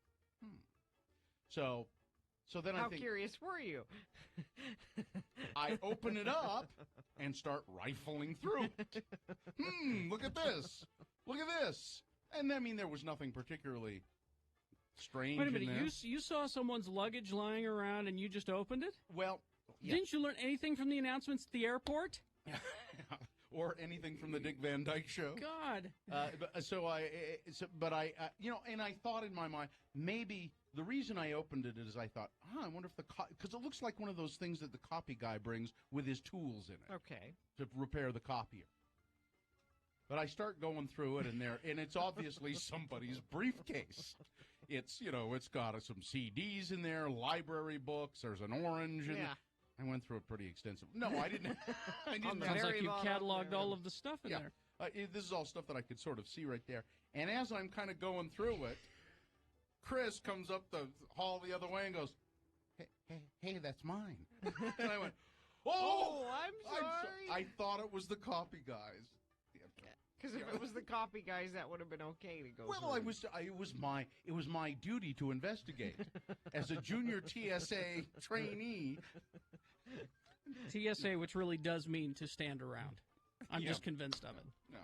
So sorry, I apologize to Chris, and I'll apologize again. But just I'm just standing there going through his stuff, and here comes the shyest guy in the building going, "Hey!" X96.3 and X96.com.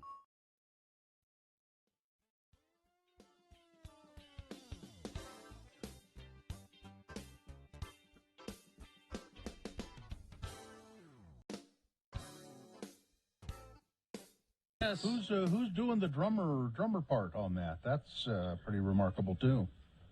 Yeah, it's cool. I don't know. He's got a I wouldn't be. staff of. I was going to say, I wouldn't be surprised if it's Jack. You know, he's one of those guys like Prince who will sit in a studio and just, play all the parts himself. But I don't know for sure. What's the name of the song? Yeah. It's Taking Me Back. Now, that was a fine rockin' tune. I have to admit, it might be my new favorite song that we're playing. But there's a different version of this? Yeah, he in true Jack White style, he likes to explore, be as creative as possible. So he put out simultaneously a version that's called Taking Me Back Gently. Take out the figures and you pull all the triggers. Well, you're taking me back. Yes, you're taking me back. When you listen to mystics as you lay at your picnics. Well, you're taking me back. You are taking me back. Very different. I like that one, too. I like it. I like them both. Expect Loretta Lynn to top in that with him. There we go. Oh, nice, though. Interesting. We approve, Todd. Very talented Yeah, guy. good stuff. What a talented guy. I'll say. Jack that White, formerly, as we mentioned, White Stripes, Raconteurs. Also, he was also in Jack White for a while. Okay. Well, I can't wait for that whole album. If there is. He's a busy man. He's always got something up his sleeve, for sure. You're a busy man, too, Todd. You've got lots to do today. Meetings and interviewing rock stars. I can't wait. Who are you interviewing, Todd? Can you talk about that? I'm gonna interview, and it'll be a Zoom interview that I'm gonna do with Dave Gahan of Depeche Mode, who has a solo album coming out in November. Oh. And we'll be talking about that. And of course, I'm giddy like a little schoolgirl. Yes, you are. Where will we be able to watch or listen to this? Once we get it all posted, we'll put it on the website. You'll see it. It'll get shared around social media. So look forward to that in the next couple of days. I do look forward to it. Thank you, Todd. We'll see you at the meeting. Go ahead and Tuesday. Tuesday turns retard. On X96, ready for mail. Okay, we got Boner Fight coming up, a reasonable amount of news, all on the way. Stand by for all of that. Stamps.com. Now, they've been doing this since 1998. I didn't realize that. Stamps.com, indispensable tool for nearly 1 million businesses. And if it's working for them, it can certainly work for you, whether you've got a medium-sized business, or you're in an office sending invoices, or a side hustle Etsy shop, or like me, I'm selling my toy collection. So, you want Stamps.com, you want convenience, and this certainly has that. All you need is a computer and standard printer, no special supplies or equipment. And within minutes, you're up and running. You're printing official postage for any letter, any package, anywhere you want to send. And again, right from your home or right from the office, wherever your computer is. You'll also get exclusive discounts on postage and shipping from USPS and UPS. It's easy to do, and there's no risk. With my promo code Jackson, that's my last name, Jackson, you get a special offer that includes a 4-week trial, plus free postage, and a digital scale. So there's no long-term commitments or contracts. Just go to Stamps.com, click on the microphone at the top of the homepage when you get there, and type in my last name, Jackson. That's Stamps.com with the promo code Jackson. Stamps.com, never go to the post office again.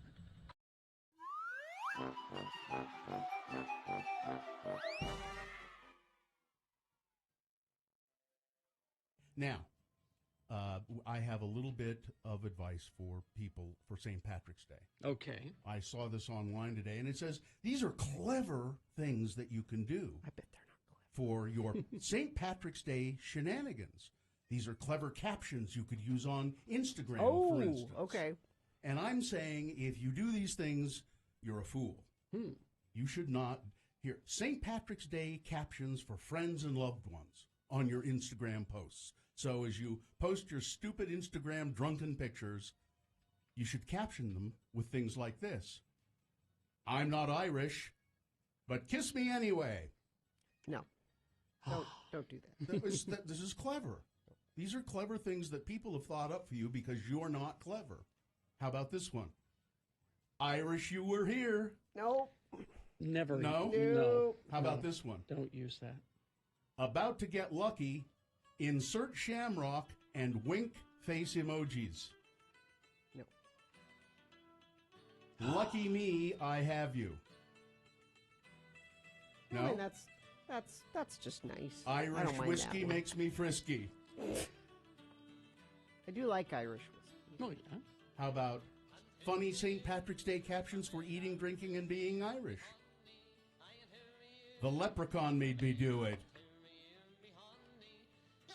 Take a picture. It'll last longer. Picture like as in picture of beer. No, Okay. boo. That is bad. The patty don't start till I walk in. That was kind of funny. It is. It made me laugh. The patty don't start till I walk in. It's a Kesha reference. The patty don't start. No. Okay. Ready to get shamrocked? No. No. How about, cute St. Patrick's Day captions for babies and kids. Oh, okay. Okay, here we go. I'm telling you, don't use any of these. Little Miss Lucky Charm. So if you put a picture of your kid This there. is like Instagram stuff. Wee bit of trouble. My little good luck charm. Yeah. Okay, Irish blessings and proverbs to use for St. All Patrick's right, Day. let's try these. Maybe these. Wind at your back and road racing. May your you pockets be and- heavy and your heart be light. May good luck pursue you each morning and night. Well, that's okay. Okay. A little wordy, but Yeah. How about? Now these are all terrible. Yeah. What do you do? What are you doing for St. Patrick's Day? Nothing. I'll be in Las Vegas. Oh, that's right. Oh, that's right. Oh, crap. Oh my. Oh, Bill, that's a horrible time to be in Vegas. You just realized I that? just realized Oh no. Oh. This is Now, bad. wait a minute. That's almost like being in Mexico on spring break. Yeah, Now, this wait. is bad. Wait a minute. What? St. Yeah, it's St. Pat's Sunday. is Sunday. I'm gonna wait a minute. It's on Sunday, right? Yeah. Yeah. So what exactly am I going to be doing on Sunday? Let me Oh, see. this Shouldn't is leave bad. your, I'm don't gonna leave be- your hotel room. Yeah, don't leave the pool. Sunday, I'm going to be. I'm going to go. I'm going to be at the Piff, the Magic Dragon show. It's on Sunday? Yeah. Well, then you might be okay if you're at. I just wouldn't be out on the street. Everybody in the audience is going to be drunk. Yep. Oh, yeah. Really, really, really Oh, drunk. yeah. Yeah. Absolutely. So you should be just No, well, so you fit in. no. I wouldn't, don't go to Vegas on St. Patrick's Day New Year's Eve. or New Year's. I know I did New Year's in Las Vegas. And oh man, what a mess. What an No, absolute mess. I mean, I didn't even think about that. I just, oh wow. so Well, maybe you should take one of those cute sayings with you and yeah. use it. kiss me, I'm Irish. Yeah. No. No. No. So I will be sober so that I can fend them off. You take your cudgel. I have one on my I desk. know. Take it. I will. You can beat people away from you as you go through the crowd. And I wouldn't be sober if I were you. Otherwise, you wouldn't be able to take. If you're sober, it's going to be worse. Well, I'm just afraid I won't. I'm just afraid if I'm not sober, I will get in a fight. If I'm drunk, I'll get in a fight. Stay in your pool. Yeah, don't get in a fight. Yeah, Don't do that. Because my defense, I'll just be. Your defenses are down. My defenses are down, and I'll just be. I don't take that kind of crap from anybody. And then I'll get beaten up. Yeah, you're in trouble.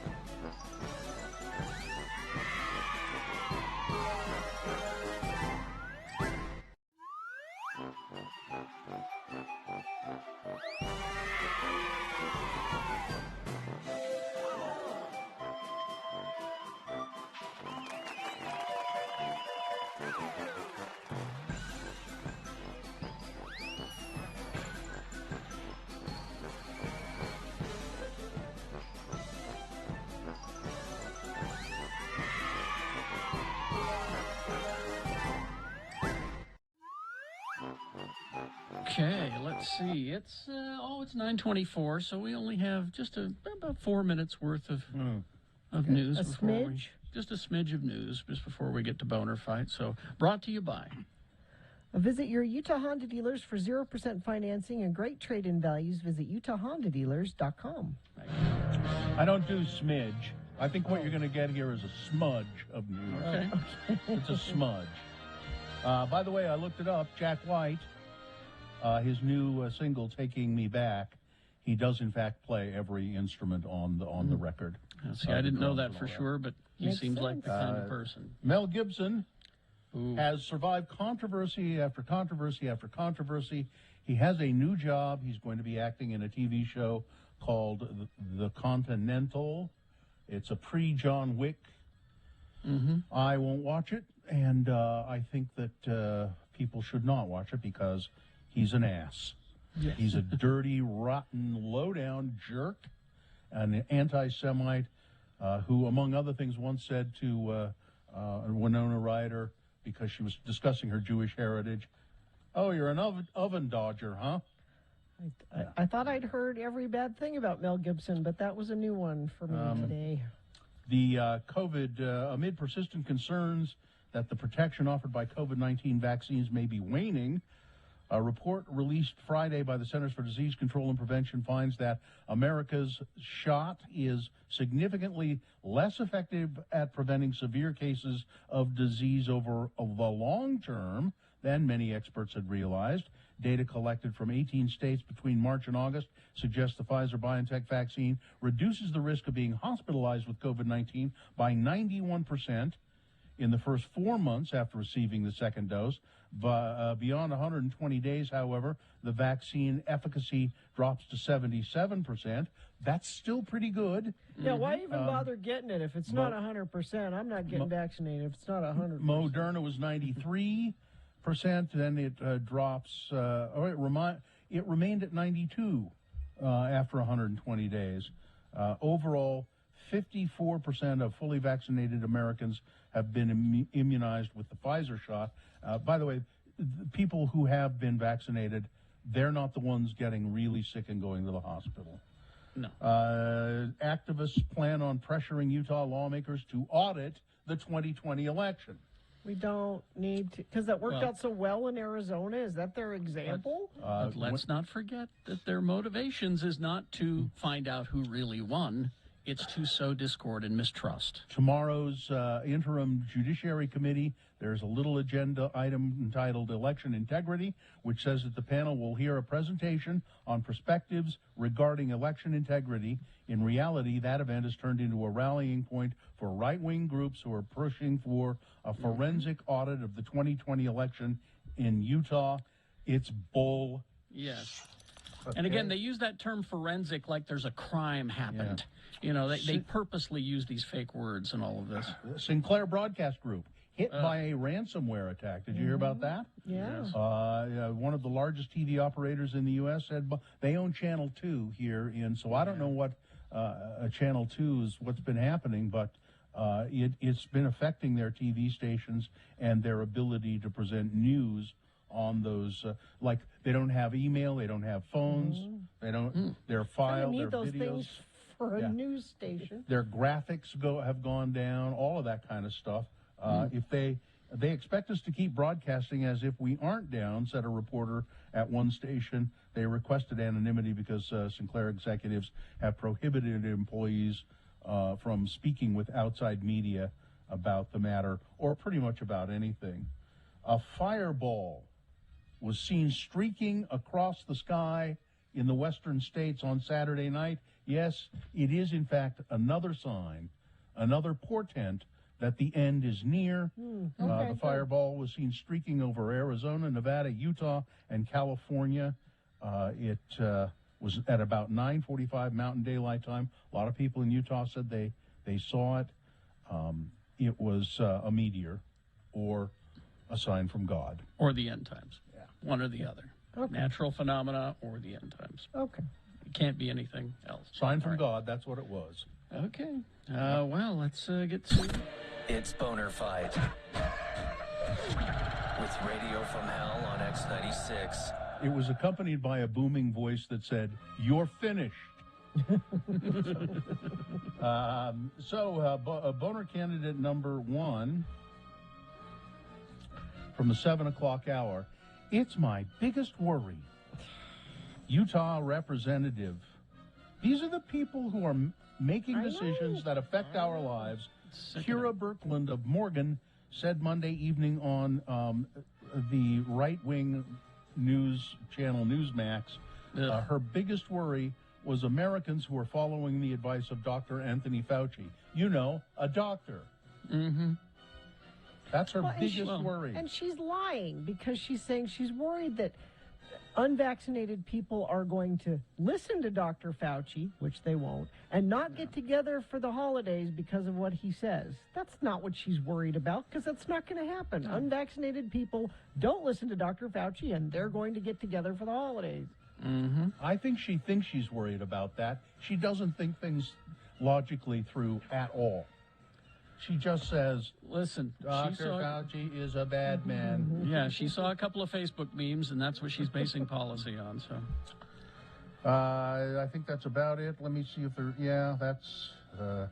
I guess I would just tell you that the top 1% of all U.S. earners now hold more wealth than all of the middle class. Oh, I got to do boner candidate number 2, don't I? Yeah, there's. Yeah.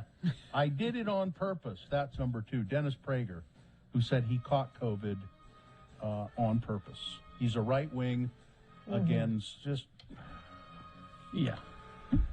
He's the guy who puts out the stuff that our first candidate listens to and quotes. See, it's a circle. It's a whole thing. There you go. There you go. That is your choice today for Boner of the Day, 1 or 2. Remember your candidate number, the one that you think should win.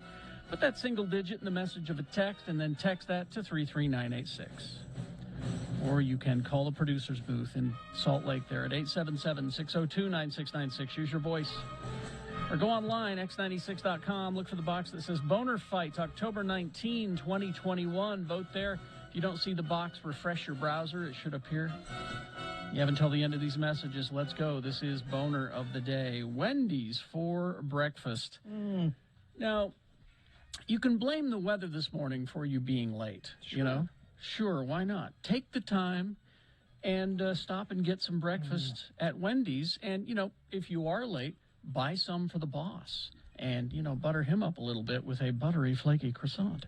The deal is Wendy's breakfast croissants for just $1.99. Now, this is not just a croissant. Inside of the croissant, you got your fresh cracked eggs, your buttery, flaky croissant. You got your Swiss cheese in there. You got your choice then of sausage or bacon. Now, the sausage, I think, is superior to other places' sausage. It's got some sort of special magical herbs and spices in there that's just delicious. Or the bacon, oven-baked bacon, which is, in my opinion, the best way to have bacon because it's not too crispy. It's going to give some give and a lot of flavor. Just perfect. So your choice of the sausage or bacon, egg, and Swiss croissant for just $1.99 at Wendy's.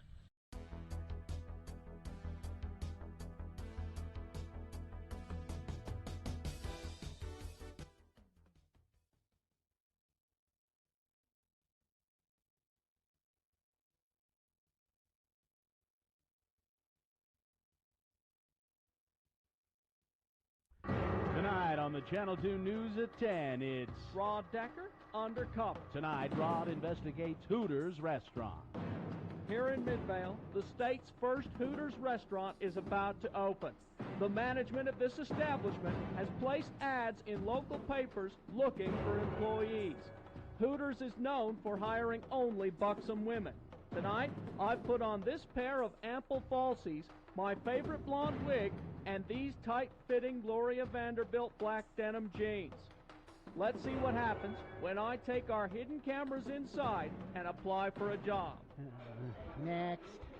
Let me see. It says here your name is Rhonda Decker, and you've had the previous experience waiting tables. That's correct. I know at least 6 different ways to sing happy birthday to a customer. Well, Rhonda, thanks for coming by. We'll call you if we have anything for you. That's it? That's my interview? Well, you just aren't Hooters material, Rhonda. So what you're telling me is that you've made a decision based entirely upon my appearance. What is it about me that you don't think makes the grade? Are my breasts too small? No, they look like C cups to me. You meet our minimum requirement there. But there's more to being a Hooters server than having big breasts. Look at these tight shorts. I can't believe that you could greet people in this outfit and feel confident. I happen to have a nice ass. Yes, I could do that outfit justice. You have failed to see me as a person and are judging me on my looks instead of my skills. Hey, wait a minute. You're that Channel 2 news guy. You must be mistaken. I'm a young, unemployed waitress with an ample bosom. You're Rod Decker. The news must not pay very well if you're trying this hard to be a Hooters girl. There you have it. Hooters isn't your average eatery, and their employees aren't exactly run-of-the-mill either. I tried to gain employment, but apparently I just didn't stack up. The scenery here will rival the majestic mountains of the Wasatch Front. Join us again as I go undercover in search of more titillating stories. This is Rod Decker, KUTV News.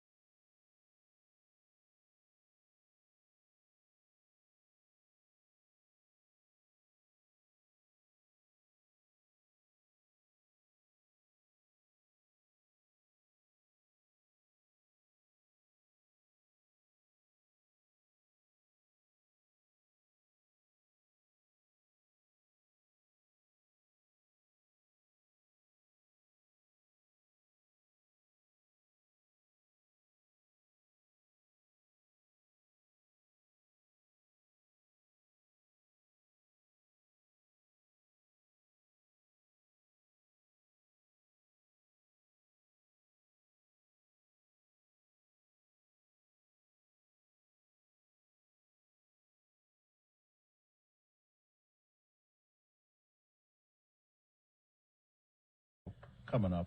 Oh, they need it desperately. We are. I hear that it's been a minute, and we need to get that place cleaned up for you guys. You guys make a mess of it. Yeah. But listen, what do you want to talk? You want to talk about? I know you've got this deal that's good just until the 1st of November. You want to mention that first?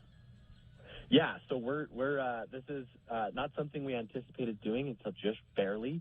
So we wanted to throw out an offer. We call it our 111 offer. It's good until November 11th. And it's 4 rooms for $111. So you can kind of see the what we did there. Yes. So but now it's written here wrong. Is it? It's till November 11th. Is that correct?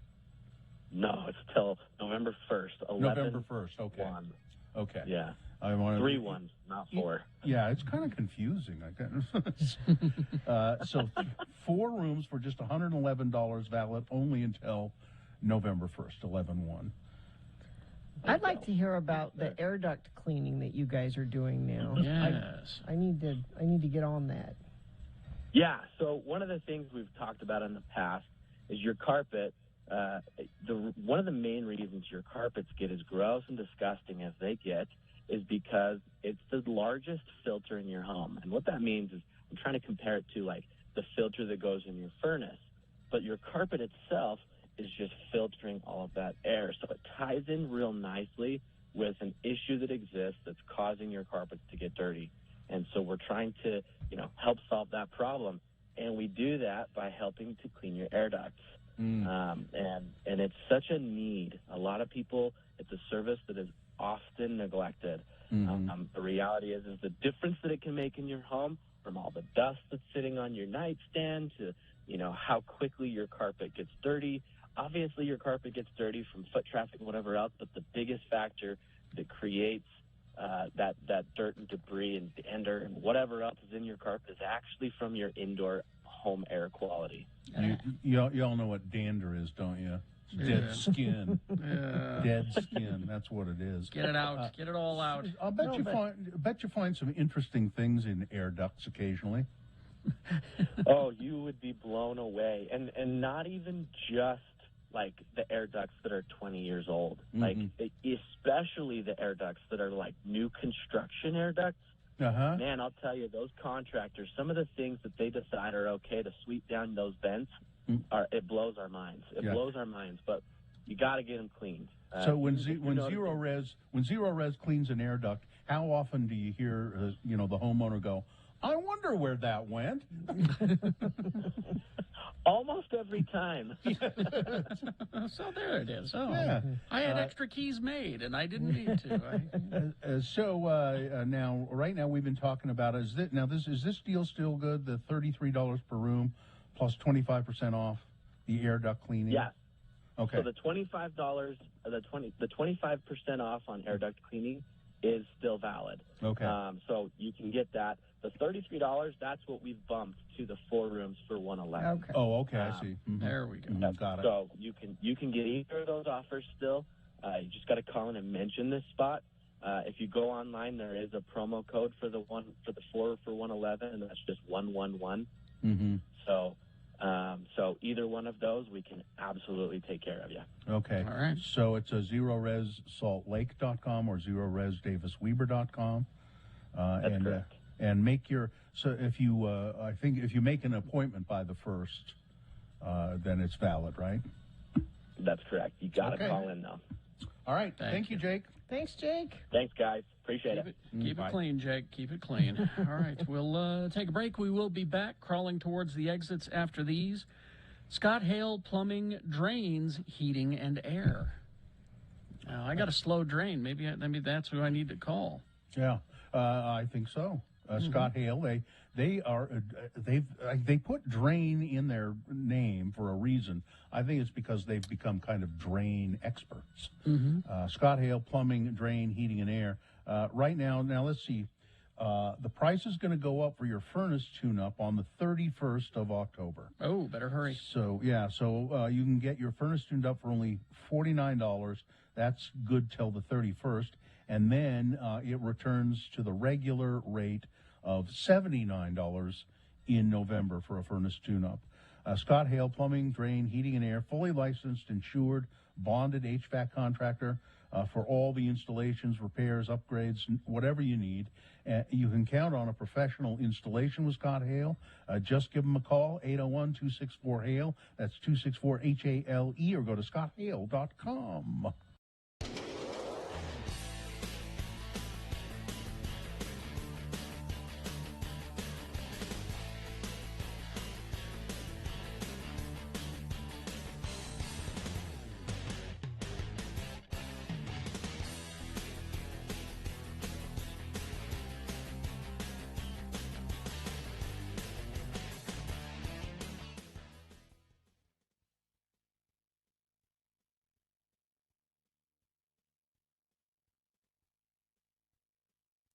Spine. Spell it with me now. S-P-I-N-E. Spine. And now we'll use it in some dialogue, featuring our two Utah men, LeVar and LeGrand. Elder LeGrand Dardun Jr. has called his friend LeVar with worries on his mind. Never fails. It's always during my favorite show. Yellow. LeVar? Yeah. It's LeGrand. LeGrand, how's it going? I'm a worried man, LeVar. I don't know what to do. It's about Midge. Well, how is the lovely Mrs. Dunn LeGrand? Well, LeVar, she ain't herself these days. What do you mean she ain't herself? Well, who is she then? Well, she's Midge, but she's not Midge. Huh? Well, first off, she's been losing weight, LeVar. She may have knocked off close to 100 pounds. She had to go out and buy a whole new set of moo-moos. And they're designer moo-moos, too. The Don Ho collection. Well, that is odd, LeGrand. And she started to wear makeup again. Huh? She hasn't worn makeup since we got married, LeVar. A woman with 16 kids doesn't have any place wearing makeup, LeVar. That is strange. And it's not even Nu Skin or Mary Kay, LeVar. It's that kind of makeup that Claudia Schifter wears. Anything else? Well, she covered up the I Heart Family Home Evening bumper sticker on the back of the Suburban with one that says, "Mean people suck." Something is definitely up, LeGrand. I know. So, I've been kind of trying to track down her whereabouts to see what's up. You mean you've been spying on Midge? Well, I wouldn't call it spying exactly.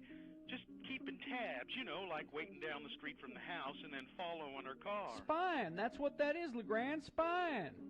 Well, did you find out anything? Well, when she said she was going to Relief Society, I followed her, and she ended up at the Deseret Gym. I think she may be working out, LeVar. Well, mayhap she's just trying to get in shape and improve her quality of life. Mayhap she's tired of being as big as a Winnebago. She's the mother of all my 16 kids, LeVar. She's not supposed to improve her quality of life. Her role as my spiritual partner is to improve my quality of life. You find out anything else when you was spying on her? Well, yesterday I caught her waxing her legs, shaving her armpit hair. The hell you say? We got big trouble, LeGrand. I'm going to jump in the truck and be right over. That is, if the truck will start. You know, she might be trying to become a feminist or something worse. She hasn't said anything about, you know, taking night classes or the like, has she? No. What are we going to do, LeVar? Well, we're going to keep spying on her, LeGrand. Let's just hope that we don't find out that she's going to the symphony or the ballet or nothing like that. Tell you what, though, if we do, you pack them kids up in that Suburban and you ski-daddle out of there.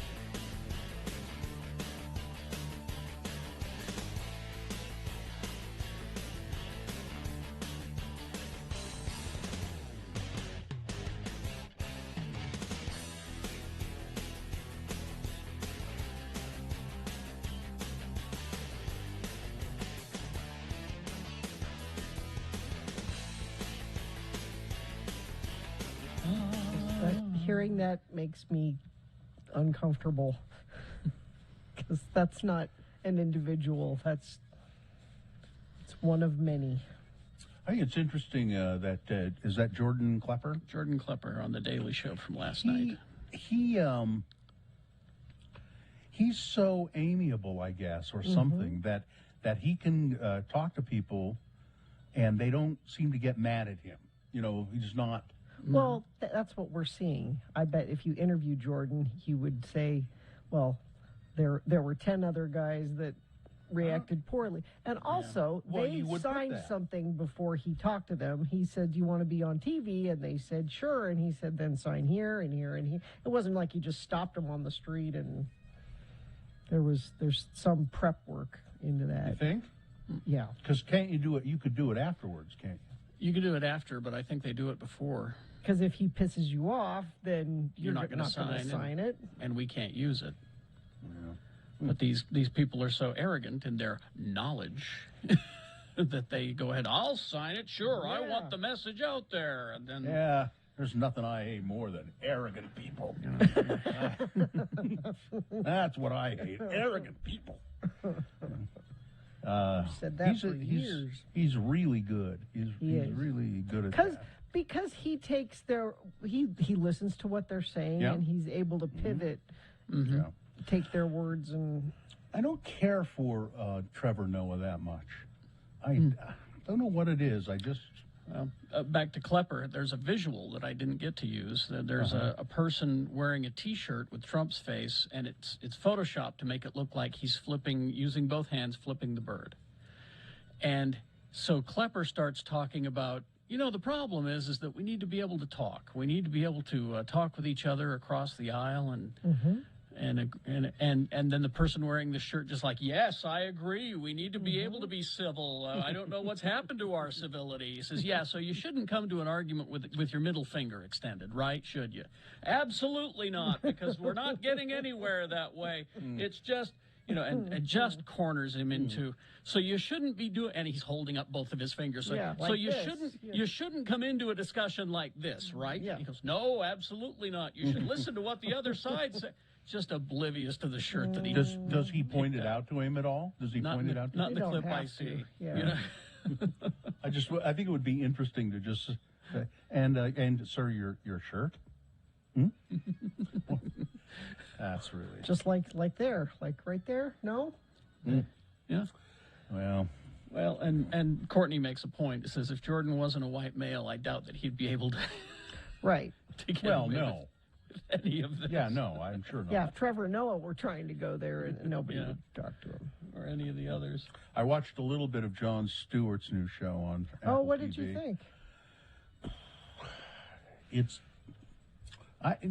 I'll give it more of a chance, but what I saw was just, it wasn't different or very interesting. I mean, it was just Jon Stewart. He was talking about a good cause and, veterans from the Iraq wars who've been gotten sick from standing by these burn pits that they had. And I mean, it's a good thing to be talking about, but it was, I don't know, it just was. It's not the Daily Show, but it's not supposed to be. Yeah, well, I was hoping it would be something different and elevated, but it was, at least what I saw wasn't. So, but I don't know, it may get, things like that have the tendency to get better. And well, I remember how we all thought that Stephen Colbert was not doing a good job with He wasn't. The Late Show. He wasn't. That we were all a little nervous, like, this isn't. He was terrible. He would say so himself. He was not doing a good job until he found his voice. He finally figured out what he needed to be doing. That's why I didn't start watching it until I think 8 months into his tenure. I wanted him to make all the mistakes. Give Jon Stewart a chance. Yeah, Colbert, I just heard an interview with him, and he said, what I finally realized is that I'm an entertainer. And I like doing that. Yes. And so he said, I played a role when I was doing the Colbert Report. Now I'm playing a role. I'm playing the role of the entertainer. Yeah. That's who I am, All right, let's do the promo and get out of here. Coming up on Wednesday's Radio from Hell show. Well, I'll tell you, at 6:45, it's Things That Must Go. We can always use more, so send your must-goes to radiofromhell@x96.com. Plus, it's Halloween season, so at 7 a.m. we're going to be talking horror movies with our Hollywood horror buff Jeff Dixon. And then at 7:45, Dr. Cobble will be with us to answer your COVID and vaccine questions, so be ready to call in. Obviously, you won't want to miss Wednesday's Radio from Hell show on X96. Obviously. All right. I think it is Seems obvious. pretty clear to me that... I don't want to panic anyone, but I'm starting to see more and more news stories about a wine shortage because of supply chain delays. Harry? I got to go. So I would just say make a run to the Costco out of state. I was going to say, not here. That's not helpful. I'll be close to the southern Utah border on Friday, Saturday. Maybe I'll pop down to Lee's. Pop down to Lee's, or is there a Costco in Mesquite? There isn't a Costco in Mesquite, is there? No. Oh, okay. No. Yeah, hit Lee's. Get some cases. You'll be fine. I think we're good, right? All business? Mm-hmm. Fine job as always, Katie. Live long and prosper, bitches. Don't you know who I am? Shut up about the wine shortage. Corey is next.